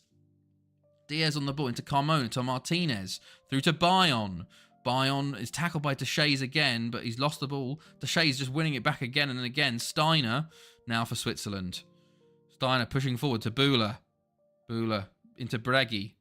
Breggy coming forward now. Not got much support. He's going to take a shot himself. It falls to Southern in, but he takes too long. He had a clear shot, but he just didn't take it before he was tackled. Steiner with a yellow. Spain, 10 minutes to go. Throw in for Switzerland. Silva plays it to the back post. Conte will get there. Steiner into Jaho. Into Savanin, and he's saved. Saved by Fernandes in goal. It's a big chance for Switzerland there. 5 minutes to go. Can they push forward one last time? 3 minutes of added time. Ackerman puts it forwards. Steiner's there. Into Rossi. Bühler is tackled. Steiner gets it back. Back to Bühler. Takes a shot and it goes over the bar. And that could be it for Switzerland. One last chance. There's added time now. But they give the ball back to Spain. Bayon takes it and Bayon will try and run out the clock. Deschamps tries to win it back. Anton. Carmona.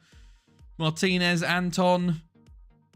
And there is the death blow. 2-0 to Spain. Oh, my goodness me. Spain are going to win this World Cup, aren't they? After all the fun we've had with our underdogs, Spain are going to win this bloody World Cup, for God's sake. And there you go. Spain sealed the deal with a 2-0. And Switzerland just not at the races today. They knocked out both Brazil and Argentina to get to the semis. They did very well. But, however... that does give me 3 points. So, Ard, you are being caught up slowly. I did say I have a potential to get 12 more points. Spain winning is big for that. Oh, and Diego also gets a 3-pointer. Look at that. Excuse me. So what does that do? Oh, it's getting close. Getting closer again. Right. We continue onwards. On to the second semi-final now, where hopefully we don't have disappointment again. Paraguay versus South Africa. Right. Tommy already straight in with that. It is South Africa first. So, let's get predictions going. Game 23, South Africa versus Paraguay. Don't know why that always is short, but right. 2-1 South Africa. I'm going to say like 3-0 Paraguay. Right. Let me get your predictions in though. Mike Zek, 18 million from Monaco. Interesting. PSV have just bid 700k for Ben Nasser. I don't know what the fuck they're on, man. But I've not done him for that. Okay, Busquets goes for 3-1. Paraguay. Art goes for 2-1 Paraguay. Okay, okay. Nizzy, what we saying? Wilsonia. Diego. Kus. Paraguay 1-0, says Wilsonia. Okay. Right. Do scouting. 2-0 Paraguay, says Kus. See you later, Duck God. Have a good one. Have a good one. Have a good evening and end of your week. Hope we see you on the weekend or next week. 3-3 South Africa on penalties, says Nizzy. And Kus goes 2-0 to Paraguay. And Diego goes 2-1 to South Africa. There you go. Nice. I think that was most people. If not, just still put it in and I can put it in. We're doing some more scouting, of course. Need to represent the continent. Yes. Yes, we do. This is the South Africa, the last chance for Africa. But I have a sad feeling it's going to be Paraguay versus Spain in this final, and Spain are going to win the World Cup, and it's going to be really sad after all of the upsets we have that Spain get through to win it, you know? Oh, Switzerland. We shouldn't have watched it, really. Wow, you look very good. How much do you cost? I assume you're French as well. Ahmed Saidi. Ah, yes, you're very good. You probably are out of my budget, I'd say. PSG. I'd like to sign you, but you're definitely out my budget.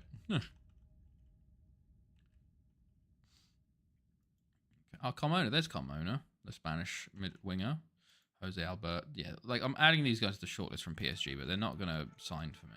So, yeah, there's no point even looking at Alassane Diarra. He moved for like 61 million or something. Fred Matumbo. Oh, yeah, you are on my shortlist. Okay. Right.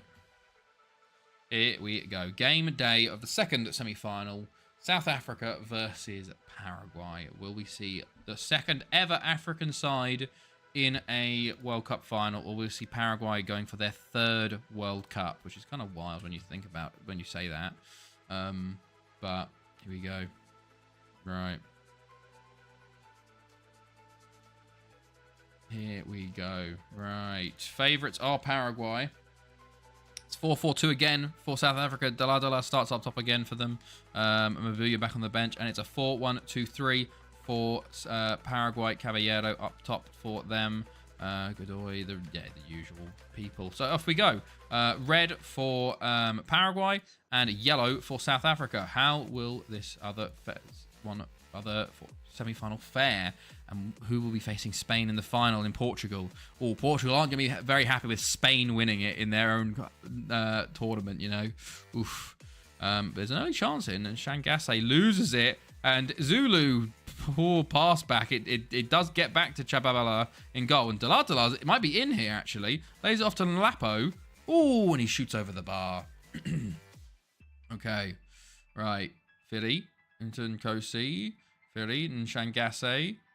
Mora up to Caballero. Caballero to over to Godoy. Godoy. And he's tackled there. Dala gets it. Nlapo on it.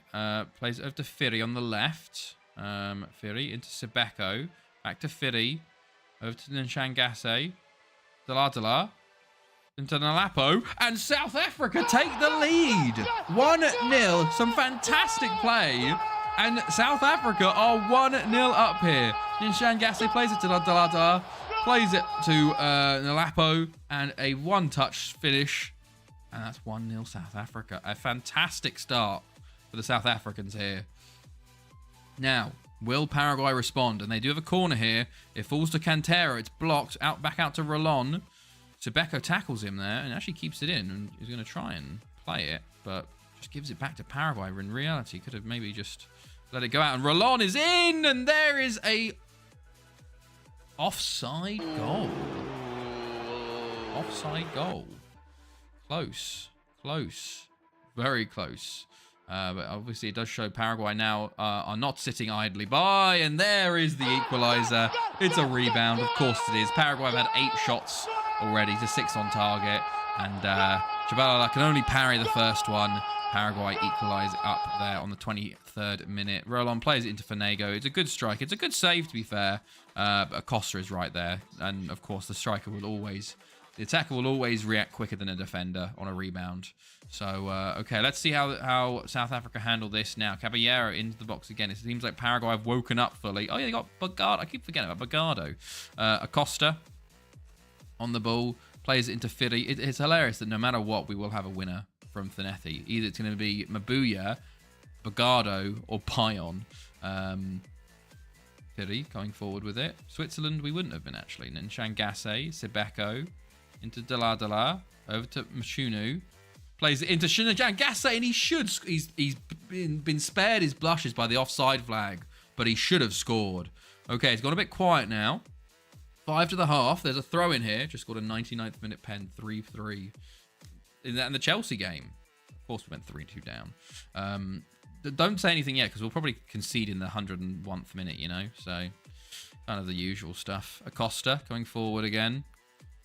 Acosta into Rolon, and okay, puts it way wide, and 1 minute of added time. Okay, half time. South Africa change it up a little bit. with Malete coming on for Firi on the right wing. And he's currently on the ball now. But, okay. Right. Chabalala plays it up to Mashunu.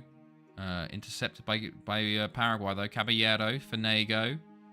Fanego on the ball into Rolon, and he's offside. Puts it over the bar anyways. Okay. South Africa have only had their one shot on target, by the way, from their goal. So they need to step it up a bit, maybe. Tau into Machunu. Back to Tau in their own box. They try and play it forward, but Bogardo's got it for Paraguay. Godoy. They've penned them in a bit here. Costa, the goal scorer. Godoy, Fanego. Rolon beats his man, and Chabalala will save. Okay, Mabuya's on for South Africa now. Paraguay corner. Rolon to step up, plays it in, and it's headed way wide by Velasquez. But Paraguay definitely seem the more dangerous currently. Caballero into Acosta, over to Diaz. Diaz plays it in, and it's cleared initially. Godoy gets on the edge of the box, though. His shot is blocked, and Fanego's shot goes wide. Okay. Chabalala.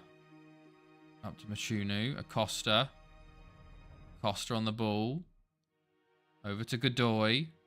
Back to Diaz. Plays it into Caballero. It's cleared initially, only to Fanego, though. It's been all Paraguay this half.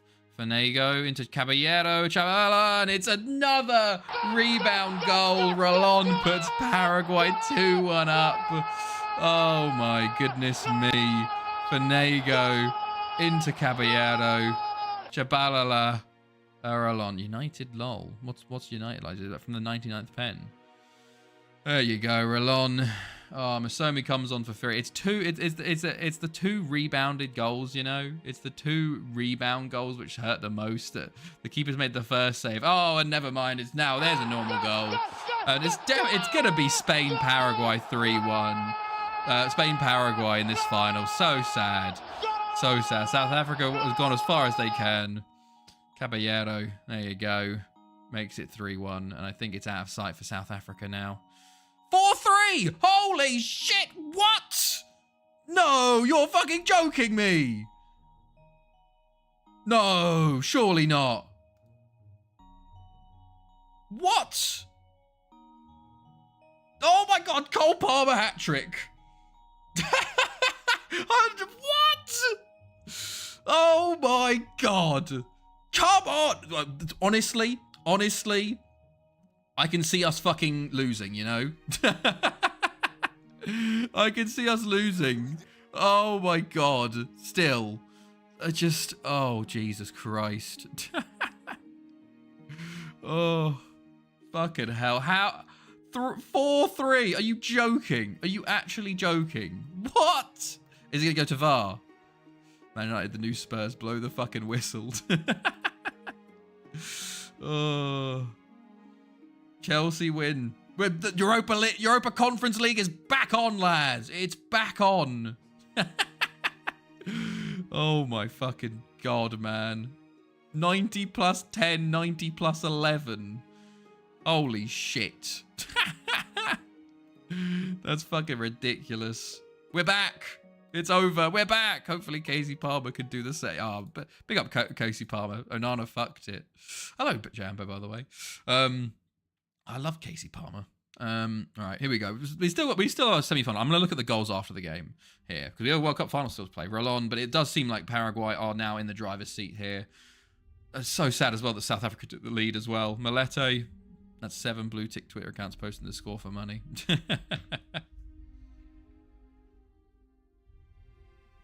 In other news, South Africa. Honestly, they did so well to get so far. It just seems like Paraguay are just incredibly good as well. Like, they've destroyed teams to get through here. Like, I think that only... We'll have to look at what they do. Okay, Bogardo's come off there. Although 50 minutes to go. If South Africa get a goal now, it could be an interesting last 15. But they've lost the ball and Paraguay come forward. How the fuck have Chelsea won 4-3? It's beautiful. Whoa. God, what a ridiculous game. It should have been easy when we were 2-0 up, but you know, Chelsea can't do it any sort of way. But that is actually huge for fucking Europe. Okay, 10 to go. Acosta. Chabalala tips it over. I think this is gonna kind of just foregone conclusion, sadly. But South Africa did so. It was so sad that we did so. That it was so good, and we're going to end up with Spain, Paraguay. But realistically, even Paraguay getting in the final is pretty big. And there you go. Going to be full time 3-1. Did I put 3-0? Oh, I put 3-0, didn't I? Fuck. I should have put 3-1. God damn. I think that'll be it here. Let's have a look. Yeah, 3-1. And Paraguay will be meeting Spain in the final. Some people did put 3-1 though. 1 point, 0 power, 1 point. Not 2 points, 1 point. 3 points for good escape there. 1 point, 0 points, and 1 point. Some blue tick account pin tweet is begging people to follow him. What a sado. Right, let me go check the fucking goals and shit. Because what the fuck, man? Holy fucking shit.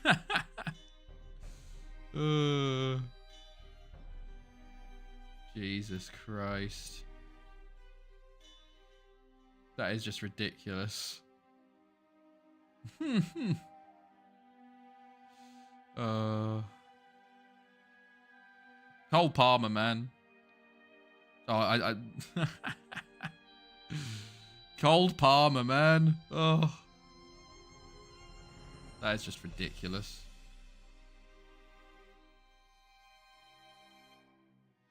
Well, let's fucking see this. It's a huge deflection. It's a huge deflection from the corner. Oh, that's so good. That's so good. That's crazy. That is crazy. Follow Smory7. I'm gonna buy Twitter Blue and just do that. Yeah. My goodness me. I need to check my fucking group chat, man, because like, what the fuck is going on there? That is crazy. Oh, that is ridiculous. Goodness me. That is crazy.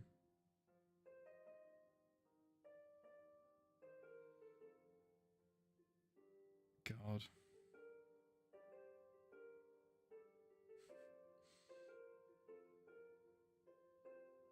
Jesus.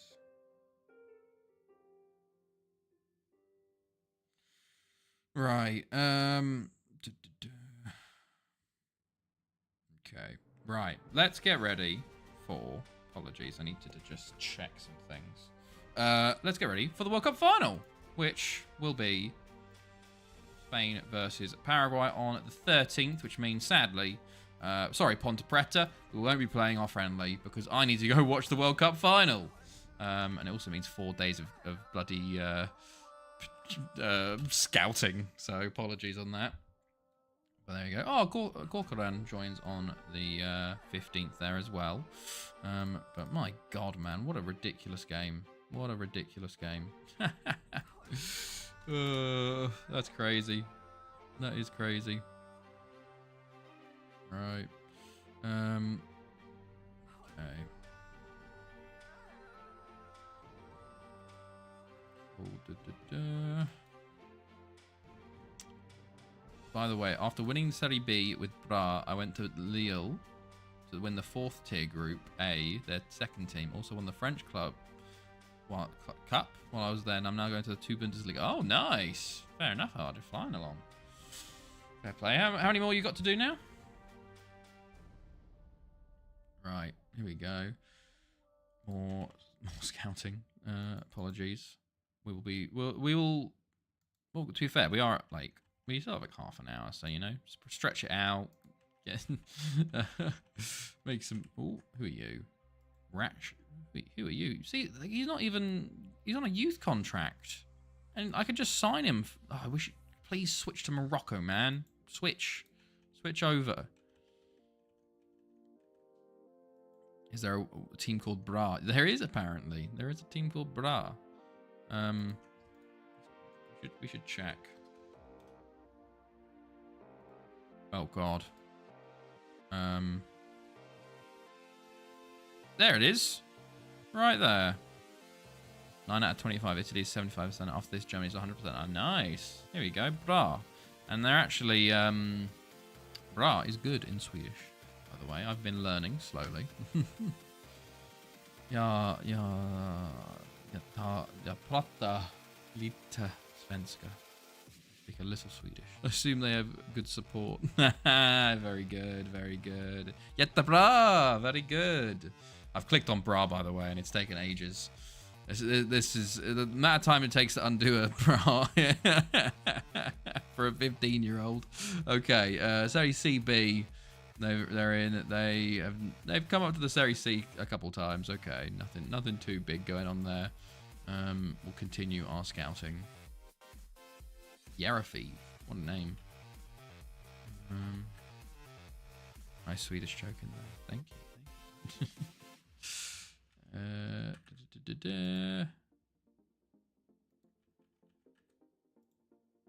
Okay. More scout. We're just like we don't have time. We're just going on attributes at this point, and I can redo this in the summer, but this is probably like the biggest scouting session I've done since the Penny, no, maybe not the Penny Bond days. Maybe I remember when I was doing on FM14, because FM14 was glitched. Basically, no one would want to join me, so I would genuinely sit there for 8 hours. I think I remember remembering 8 hours one time, and I genuinely just scouted for 8 hours. That's all I did. And I remember, like, after that 8 hours of scouting, I signed like 5 players because no one wanted to join me. I was in the trenches in FM14, man, because it was such a weird glitch where like no one was interested in signing for a Welsh side, even though we were making semi-finals of Champions Leagues every other season. You know, it was crazy. Okay, we got another Western bid for Selic. Interesting. Okay. Go.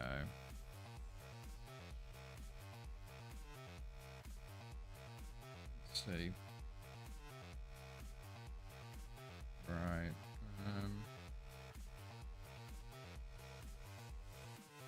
I just can't believe Chelsea won 4-3, man. It's just kind of ridiculous, isn't it? Just kind of ridiculous. Okay. Celia off to Porto, interestingly. Han Chang-gyung. Where are you from? Ruben is South Korean. Interesting.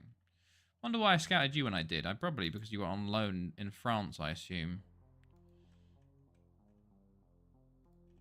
Okay. Some more players here. Okay. I think as we get to the shitter French teams, we won't have as many. Although I only did first division, so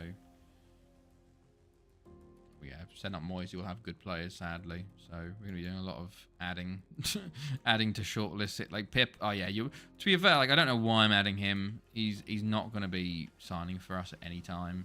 So you know, you never know. Although maybe we could try and start doing an offensive now, where we just sort of like start talking about him in the media constantly, so he doesn't sign a new contract. You know. Just keep saying things, being like, hey, you know, you shouldn't. We want to sign you, brother. And it's just like, oh, okay.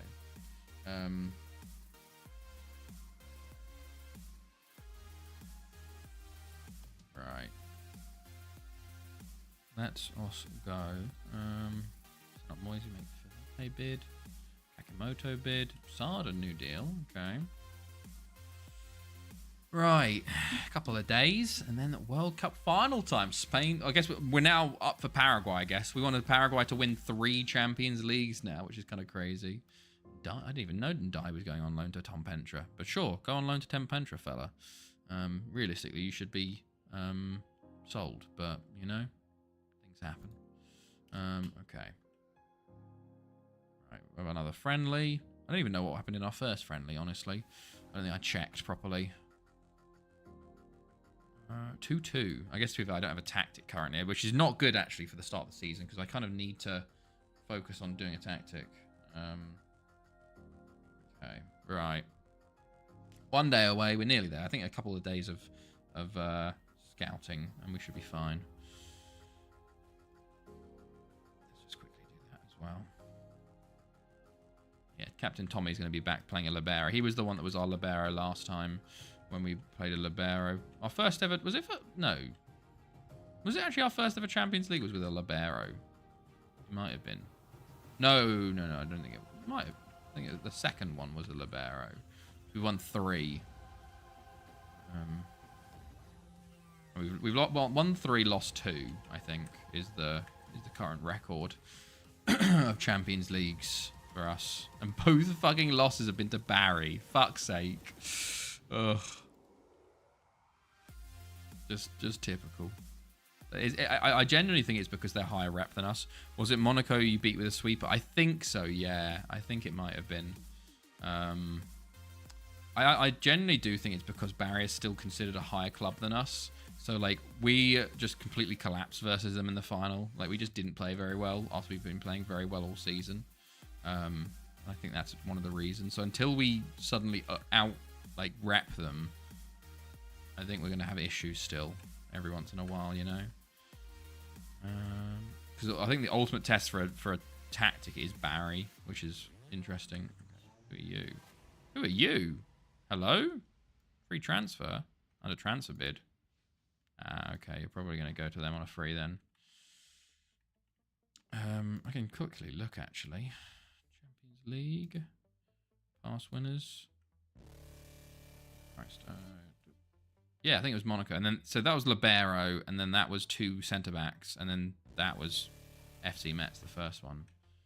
And it took ages for us to win it again, and then Barry just knocked us out. Crazy. Right. Continue going through. We have a lot of our affiliates in the opening qualifying rounds there. Well, I'm using a year for a contract to join after the season started and delayed it until after the cup final event. I will join at the end of next. Oh no! Oh no!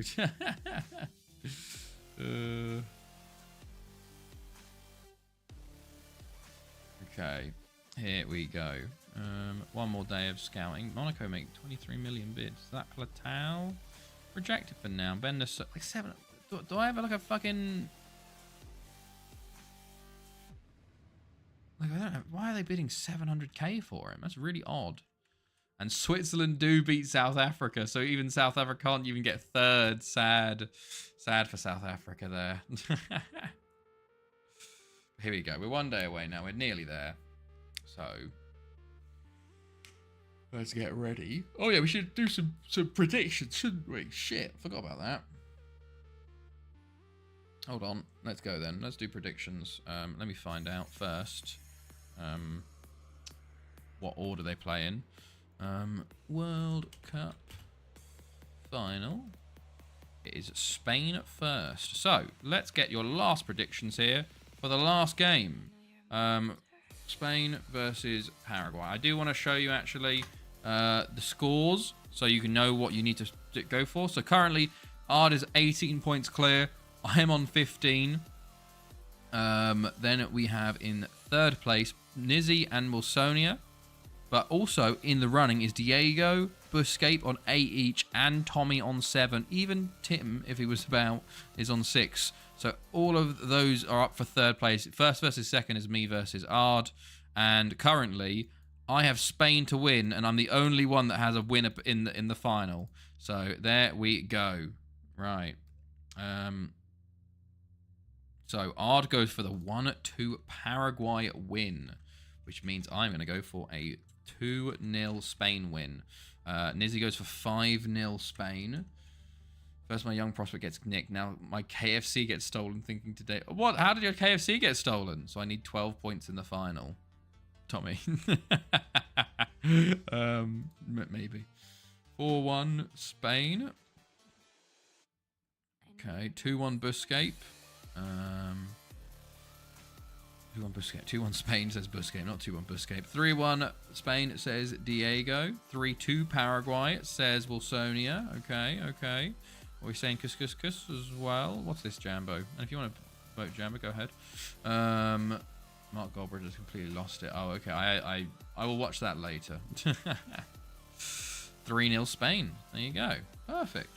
Good stuff. On Just Eat It, it says it's been delivered, but I never got it out. Well, at least At least you have to put the report in. Although I had that before, and I put the report in saying I didn't get it, and then I got it like really late, but it was like quite cold at that point, you know. It's very annoying. I've had that happen before though. It's very frustrating. Who are you, Sebastian Juva? Taking a break on predictions. No worries then, Jambo. No worries. No, you don't have to do it. You know, I just asked if you wanted to. There's no one has to ever feel pressured for doing predictions. You know, it's supposed to be a little bit of fun. So if you don't want to do it, don't worry. I just thought I saw you in chat. I'll ask. So, right. Anybody here? The last scout that we have to watch me go through and add random people to shortlist that you don't ever see, and you probably won't ever see again.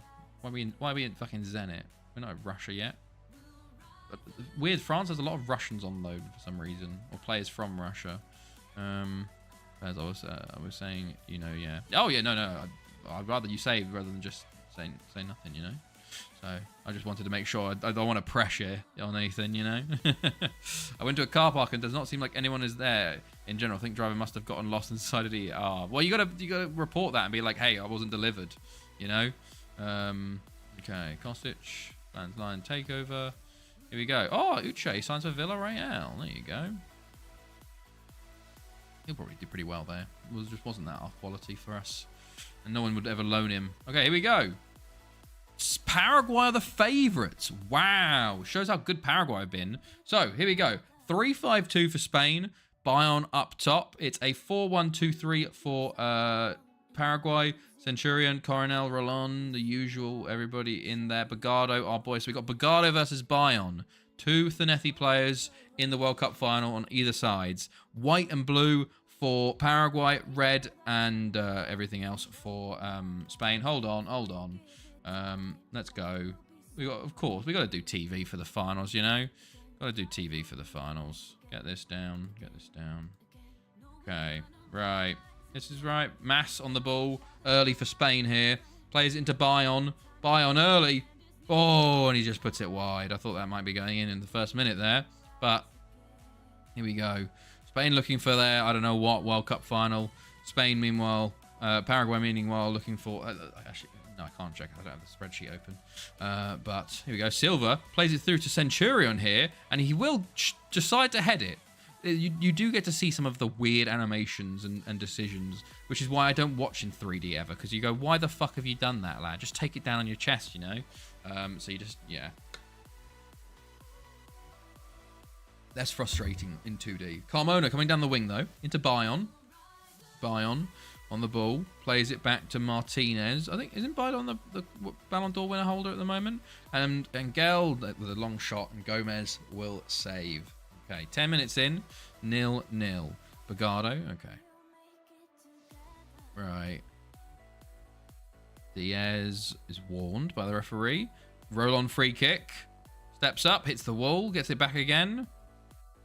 And he's tackled by Spain, and they will clear up to Bayern here. Counter-attack for Spain as they rush forwards. Bayern into Ureta. Okay, never mind. Highlight over. Okay, Spain free kick now. Mass over the bar. Okay. There we go. And then Cantero into Mora. Up to Rolon. Over to Godoy. I've just realised if Spain win, I win predictions because Arda's backed Paraguay and I have the 3 points from Spain winning because I chose them and I also predicted them. So even if I don't get the correct score, it's 4 points. So if Spain win, I win. If Paraguay win, then Arda wins. There you go. Huge. Me versus Arda for the World Cup final. But currently, 30 minutes in, not much has happened in this game so far. Paraguay currently on the ball, though. Godoy into Silva. Silva plays it up to Centurion, though, but it's headed back by Ivan. But Silva gets it back again. Intercepted by Carmona. Martinez. Martinez to Isaac Angel. Over to Irareta. Irareta currently on the ball. Plays it all the way back to Segura. Irareta. Plays it in to Martinez. Over to Diaz. Over to Isaac Angel. Over to Irareta. Back to Diaz. Diaz into Martinez. Into Isaac Angel. plays a shot and it's saved by Gomez, and it's look at these match stats so far. Christ, Spain have had a bit better of it, but it's not been good. Spain start with from the goalkeeper into Isaac Angel in the midfield, into Martinez, back to Diaz, plays up to Bayon now. Bayon tackled by Bagado, the two Thanethi players clashing there. Coronel into Godoy. Godoy over to Silva. Silva up to Centurion. Tackled. Martinez. Ivan. Okay, intercepted here by Paraguay. Godoy now. No chance of Paraguay. Godoy up to Rolon. Beats his man. Takes a shot. And it's an easy save for Camara. But that's a different keeper. Wasn't it Alvarez in goal? Hugo Gomez in goal for Paraguay. But that's a different keeper for Spain. Okay, and half-time is approaching at speed. And it has not been a good quality game so far. Yeah, been pretty poor. Paraguay do make 2 substitutions at the half. Spain keep their formation. Paraguay keep the same formation, but make 2 subs, which is a big change for them. So we'll have to see if that has an effect on this second half here.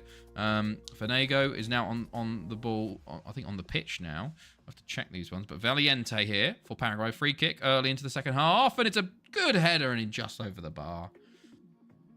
Okay, Valiente is on as well. I think it's Valiente and Fanego, who's currently on the ball here, looking for a counter-attack for Paraguay. Valiente, as they stream forwards. Spain are getting enough players back, though, in time. Valiente down the right, though, looking to try and put a cross, and he does get it in, and the keeper didn't get there. I think it was headed off the line by a Spanish defender. Could have gone anywhere, that. My goodness. But definitely lots of more highlights here. Mas with a free kick. Oh, and it's 1-0 Spain. Shocking from the Paraguayan keeper. And after all this, we're going to see Spain win the World Cup. Oh, Mas takes a shot. What is the keeper doing? It looks like he doesn't even put his hands up for it. Is there talk of being paid off? And Paraguay make their final substitution very early. Medina now on. Spain with another free kick. Plays it in. Isaac Angel. It's cleared. Back to Segura. Ivan. Over to Irureta. Over to Martinez. Back to Irureta. Irureta back to Diaz. Just 2 more goals for Paraguay, so I get 3 points. Well, it doesn't even matter. As long as Paraguay win, you win, you know. I guess if you want to get 3 points, you can win by 6 points instead of a clear 4, I think. Oh, Mas is in. Oh, what a save! He's offside. Sort of blushes spared there because of being offside, but Gomez with a very good save there, but he just couldn't make the save from the free kick as Paraguay try and play it forward, but give it back to Spain directly. Bayon. Martinez, Carmona. Carmona down the right now into Bayon. Bayon plays it back into Martinez. Into Isaac Angel. He's going to take a shot on, and Gomez saves. Half an hour to go now. Still only 1-0 Spain. There's still plenty of time for Paraguay to get back into this, but they have not really been at the races today. If we look at the stats, it's 14 shots to 6 for Spain. Anton replaces Jordi Bayon for Spain there. So the Thanethi boys' day is done. 20 minutes to go now. Not many highlights. Ignacio Garcia gets a yellow card, and we have a highlight here with Paraguay on it. Medina into Silva. Medina, Fanego. Fanego on the ball into Centurion. Gonna try and turn. He does turn, and he tries a shot, but it's saved by Camaro. It was a lovely play. I think you probably could have taken another touch there to get a bit close to goal.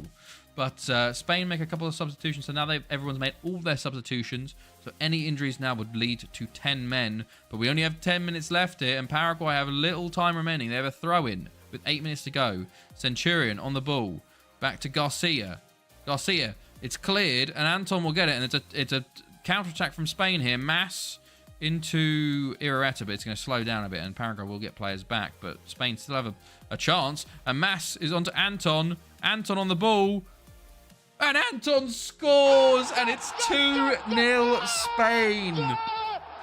And just like that, Paraguay's hopes are dashed. And of course, after all this, Spain are going to win this bloody World Cup, man. Anton, it's a shocking save again from Gomez. I don't know what he's done there. Poor from him. There's still a chance, maybe. Maybe Paraguay can get 2 goals in 5 minutes. Medina's on the ball. They need to score now. Silva into Centurion. And it's just not good enough, is it really? It's just not good enough from Paraguay. They were the favourites going into this game as well, which is kind of wild. But with 2 minutes of added time, it's going to be all over. It's going to be all over, and Spain are going to be World Cup winners in Portugal. Portugal are raging. Everybody else is raging except Spain. Spain are winners in Portugal. World Cup winners yet once again. Rigged. And I get 3 points. And I get 3 points for that. Oh my goodness me. Pain. At least I feel better because I get the correct result and win the tournament. Right, we'll go back to the game real quick. We'll do the scores at the end. But that's kind of ridiculous, isn't it? After all that, all those incredible upsets, Spain fucking win. I knew it. I just knew they were going to win it, man. Oh, hilariously, Robert Bradley of Wales is top goal scorer. Just wild. Like, what was it? What was the group stages? Where did Spain finish second in their group? They finished second behind Wales. They drew with Haiti 0-0 and Wales 3-3 and beat DR Congo to get in. Wild. Let's see. World Cup. I'm gonna sleep now. No worries, Ard. Pretty cool. It was a very fun tournament. Oh my god, there's so many players retiring.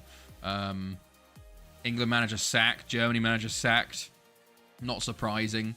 To be honest, I said 5-0 Spain, but you've done it as. Oh, really? Apologies. Did I actually? I might have. Oh, yes. There you go. Thank you. Thank you, Nizzy. Thank you for pointing that out. Let's go look at the award winners first. Let's go look at that. Just kind of ridiculous, isn't it? That's just... Oh, come on, Zaplatal. Just sort it out, fella. Oh, for God's sake, lad. I want to see who wins the awards. I need that point like a drug. We'll see whether you get third or not. Okay, I think you... Well, I might do. You might do. Or joint third at least. Let's see who wins best player and top goal scorer and team of the tournament and all that stuff. Switzerland manager also to leave post, although getting third place in a World Cup, not too bad. Not too bad. Let us see. Excuse me. Right. Oh, Christ, hold on. Let's just skip that. Where's my awards? Where's my World Cup awards? Here we go. Nzuzia. Nassim gets best player. Wow, 5 goals and 4. Didn't even play in the last game they knocked out. And how different it would have been. Dalada, 4 games, 4 goals, 2 assists. Very good himself there. How different it could have been for Netherlands if they'd actually played their best player. And hilariously, Robert Bradley has won the Golden Boot because he played in fewer minutes than Nassim. Incredible. Dream Team, we see Nassim and Bradley up top. Arapi, Fernandez, Diaz, Carmona, Mora, Zaruga, Diaz, Garcia, and Wade. No Zanetti players, annoyingly. Apart from Nassim, actually. And then best young player goes to Zwane. Ooh, could be worth looking at scouting him. Kaiser Chiefs. He was pretty good. He's being scouted hilariously. And then best goalkeeper went to Wade for France. 3 clean sheets in 4. Okay. Right. Well then, let's look at the spreadsheet. And also, hilariously, because Spain win, I actually get an extra 3 points on top. So it was level going into it. However, because of that, I am now at 21. Cole Palmer hat-tricks you didn't know you needed. So, points-wise, let's have a look. I am first. I jump it Ard at the last. Ard does come second there. Nizzy, actually, that 1 point was extremely important. So, Nizzy outright third place with 10 points. Points per game, though, we're looking at 24 games. We did 24 games. Did we do 24 games?